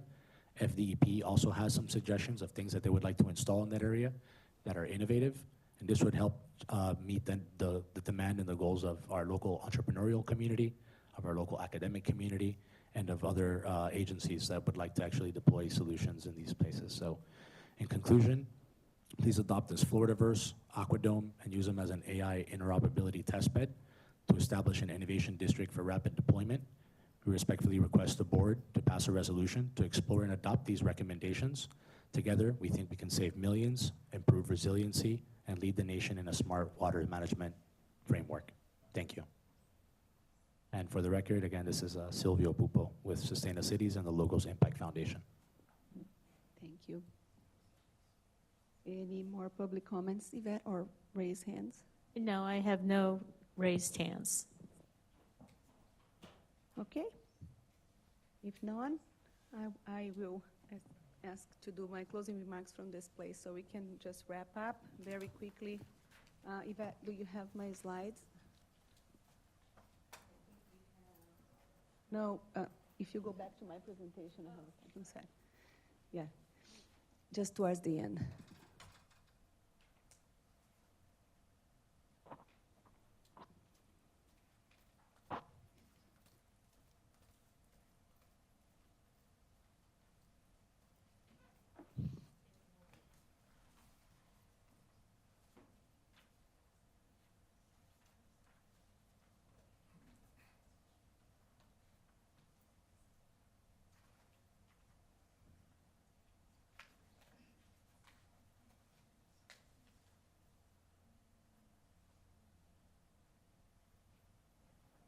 Okay, thank you. So we have just some events that we are announcing here that are upcoming on the next slide. So we provided links and some basic information. Next one, please.